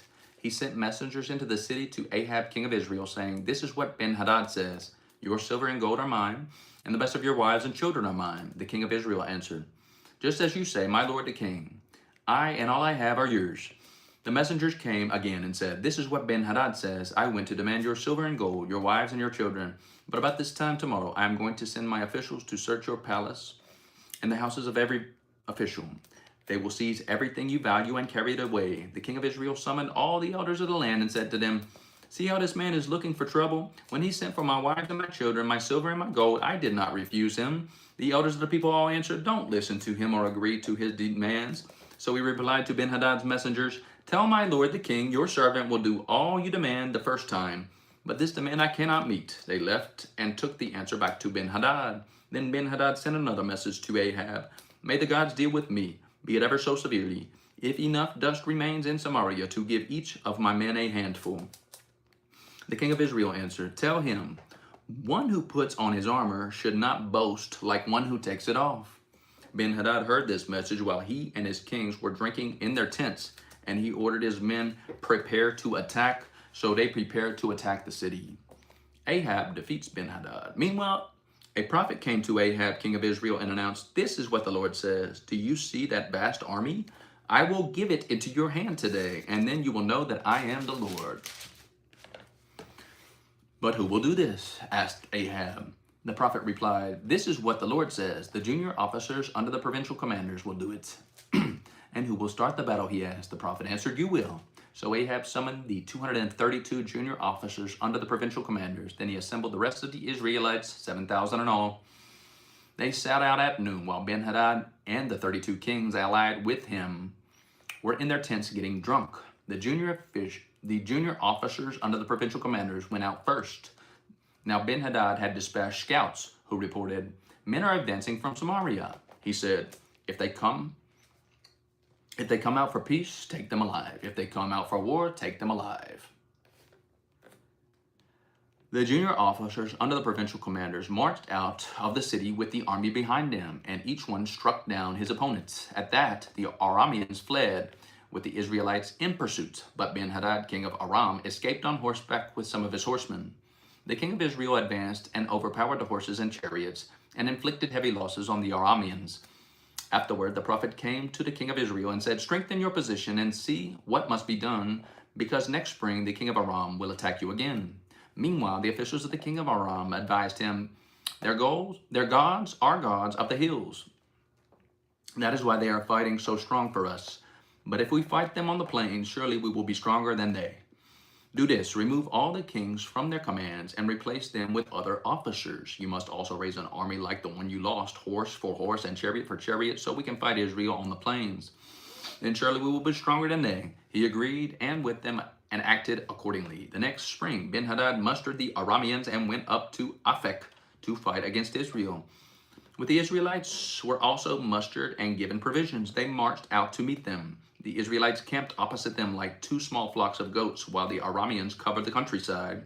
The man of God came up and told the king of Israel, "This is what the Lord says. Because the Arameans think the Lord is a God of the hills and not a God of the valley, I will deliver this vast army into your hands, and you will know that I am the Lord your God." For 7 days they camped opposite each other, and on the 7th day the battle was joined. The Israelites inflicted 100,000 casualties on the Aramean foot soldiers in one day.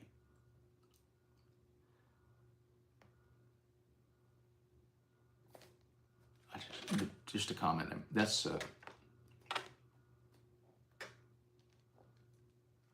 that would be more than any other modern war. And even the firebombing of Tokyo, which killed more than Hiroshima and Nagasaki combined a few days before those two, when Hirohito was trying to surrender. But we cut the communication cord so he couldn't surrender. And we tested him out and did a big experiment. But those are only in the tens of thousands, right? With the firebombing of Tokyo, I think that's probably the deadliest day in human history in modern times. But 100,000, it dwarfs that number.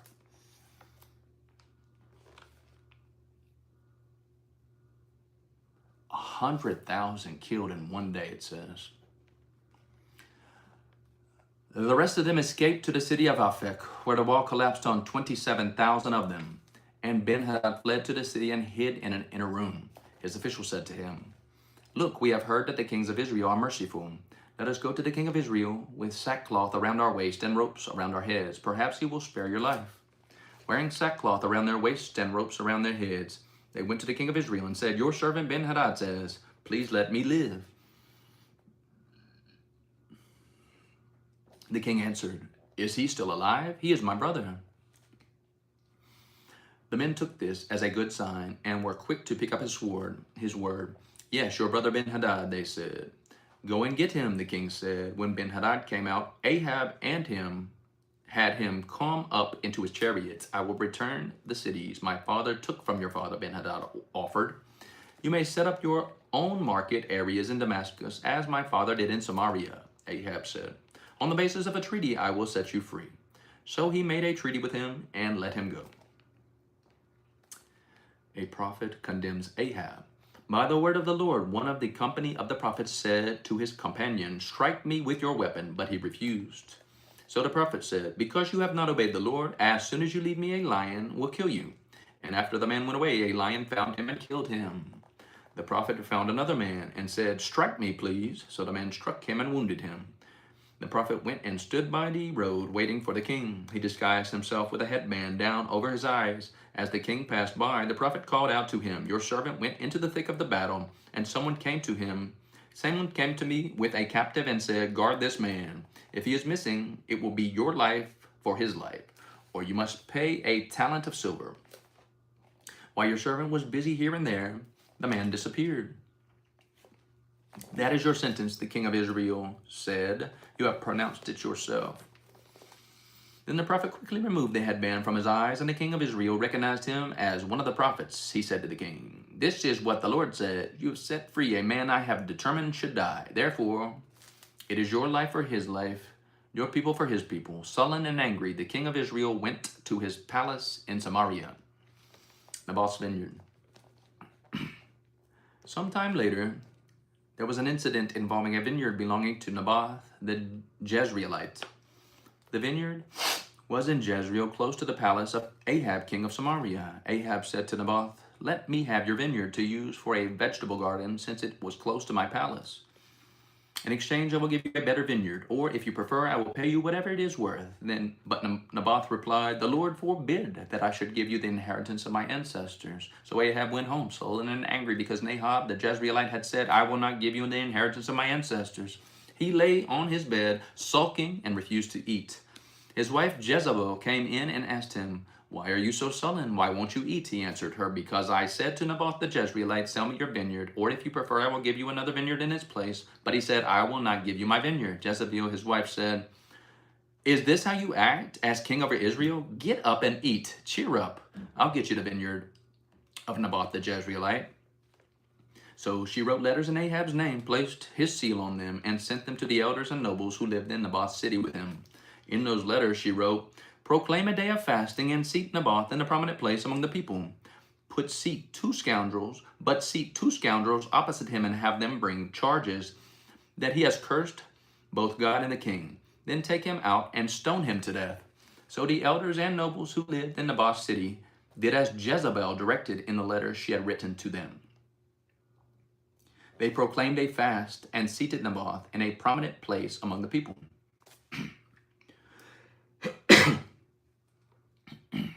Then the two scoundrels came and sat opposite him and brought charges against Naboth before the people, saying, Naboth has cursed both God and the king. So they took him outside in the city and stoned him to death. Then they sent word to Jezebel, Naboth has been stoned to death. As soon as Jezebel heard that Naboth had been stoned to death, she said to Ahab, Get up and take possession of the vineyard of Naboth the Jezreelite that he refused to sell you. He is no longer alive, but dead. When Ahab heard that Naboth was dead, he got up and went down to take possession of Naboth's vineyard. Then the word of the Lord came to Elijah the Tishbite. Go down to meet Ahab, king of Israel, who rules in Samaria. He is now in Naboth's vineyard, where he has gone to take possession of it. Say to him, This is what the Lord says. Have you not murdered a man and seized his property? Then say to him, This is what the Lord says. In the place where dogs licked up Naboth's blood, dogs will lick up your blood, yes, yours. Ahab said to Elijah, So you have found me, my enemy. I have found you, he answered, because you have sold yourself to do evil in the eyes of the Lord.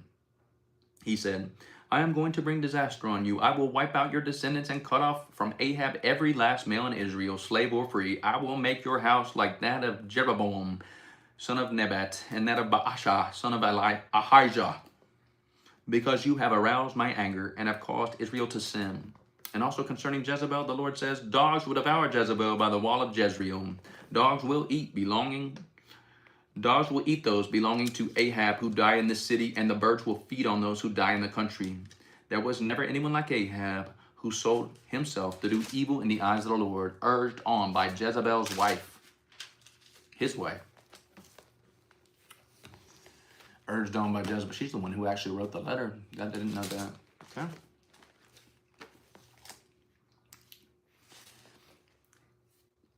He behaved in the vilest manner by going after idols like Amorites the Lord drove out before Israel. When Ahab heard these words, he tore his clothes, put on sackcloth, and fasted. He lay in sackcloth and went around meekly. Then the word of the Lord came to Elijah at Tishbite. Have you noticed how Ahab has humbled himself before me? Because he has humbled himself, I will not bring this disaster in his day, but I will bring it on the house in his days of his son. Micaiah prophesies against Ahab. For 3 years, there was no war between Aram and Israel. But in the 3rd year, Jehoshaphat, king of Judah, went down to see the king of Israel. The king of Israel said to his officials, Don't you know that Ramoth-Gilead belongs to us, and yet we are doing nothing to retake it from the king of Aram? So he asked Jehoshaphat, Will you go with me to fight against Ramoth-Gilead? Jehoshaphat replied to the king of Israel, I am as you are, my people as your people, my horses as your horses. But Jehoshaphat also said to the king of Israel, First seek the counsel of the Lord. So the king of Israel brought together the prophets, about 400 men, and asked them, Shall I go to war against Ramoth-Gilead, or shall I refrain? Go, they answered, for the Lord will give it into the king's hand. But Jehoshaphat asked, Is there no longer a prophet of the Lord here whom we can inquire of? The king of Israel answered Jehoshaphat, There is still one prophet through whom we can inquire of the Lord, but I hate him because he never prophesies anything good about me, but always bad.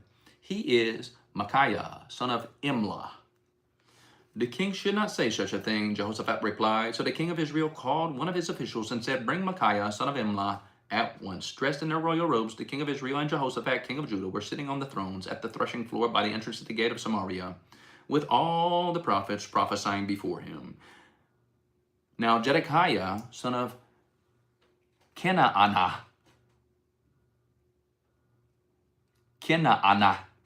had made iron horns, and he declared, This is what the Lord says. With these you will gore the Arameans until they are destroyed. All the other prophets were prophesying the same thing. Attack Ramoth-Gilead and be victorious, they said, for the Lord will give it into the king's hand. The messenger who had gone to summon Micaiah said to him, Look, the other prophets without exception are predicting success for the king. Let your word agree with theirs and speak favorably. But Micaiah said, As surely as the Lord lives, I can tell him only what the Lord tells me. When he arrived, the king asked him, Micaiah, shall we go to war against the Ramoth-Gilead or not? Attack and be victorious, he answered, for the Lord will give it into the king's hand. The king said to him, How many times must I make you swear to me to tell me nothing but the truth in the name of the Lord? Then Micaiah answered, I saw Israel scattered on the hills like sheep without a shepherd, and the Lord said, These people have no master. Let each one go home in peace.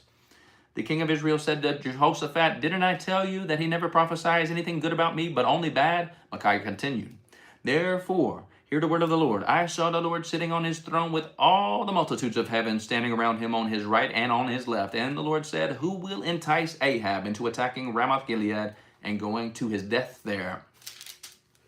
One suggested this and another that. Finally, a spirit came forward, stood before the Lord, and said, I will entice him. By what means? The Lord asked. I will go out and be a deceiving spirit in the mouths of all his prophets, he said. You will succeed in enticing him, said the Lord. Go and do it. So now the Lord has put a deceiving spirit in the mouths of all these prophets of yours. The Lord has decreed disaster for you. Then Zedekiah, son of Kenaanah, went up and slapped Micaiah in the face. Which way did the spirit from the Lord go when he went from me to speak to you? He asked. Micaiah replied, You will find out on the day that you go to hide in an inner room. The king of Israel then ordered, Take Micaiah and send him back to Ammon, the ruler of the city, and to Joash, the king's son, and say, This is what the king says, Put this fellow in prison, and give him nothing but bread and water until I return safely. Micaiah declared, If you ever return safely, the Lord has not spoken through me. Then he added, Mark my words, all you people. So the king of Israel and Jehoshaphat, king of Judah, went up to Ramoth Gilead. The king of Israel said to Jehoshaphat, I will enter the battle in disguise, but you will wear your royal robes. So the king of Israel disguised himself and went into battle. Now the king of Aram had ordered his 32 chariot commanders, Do not fight with anyone small or great except the king of Israel.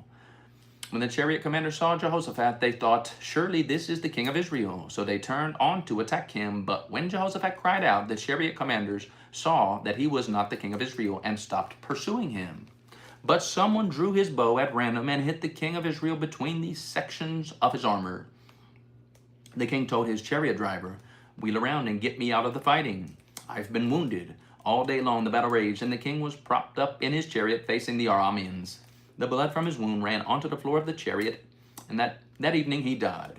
As the sun was setting, a cry spread throughout the army, Every man to his town, every man to his land. So the king died, and he was brought to Samaria, and they buried him there. They washed the chariot at a pool in Samaria, where the prostitutes bathed, and the dogs licked up his blood, as the word of the Lord had declared.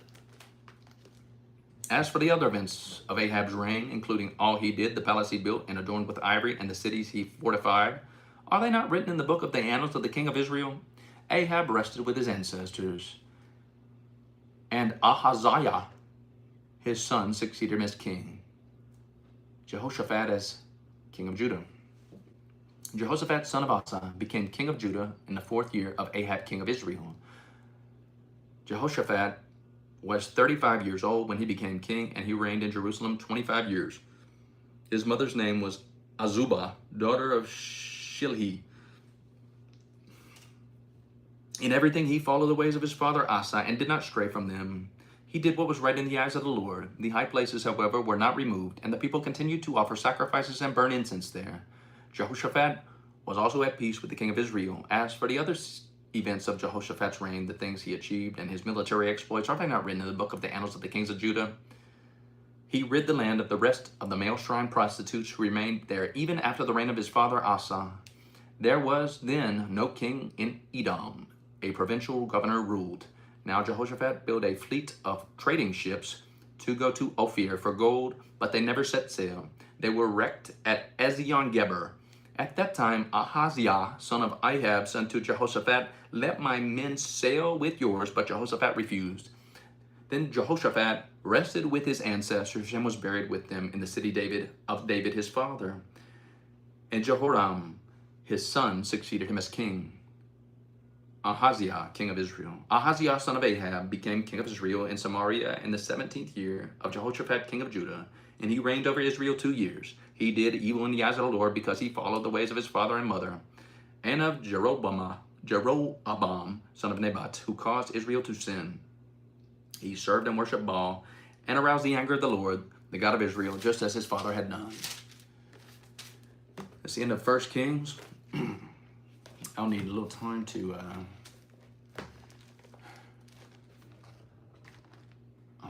get some couple things done. I'll be back at, let's say, it'll probably be 2 o'clock. We'll return to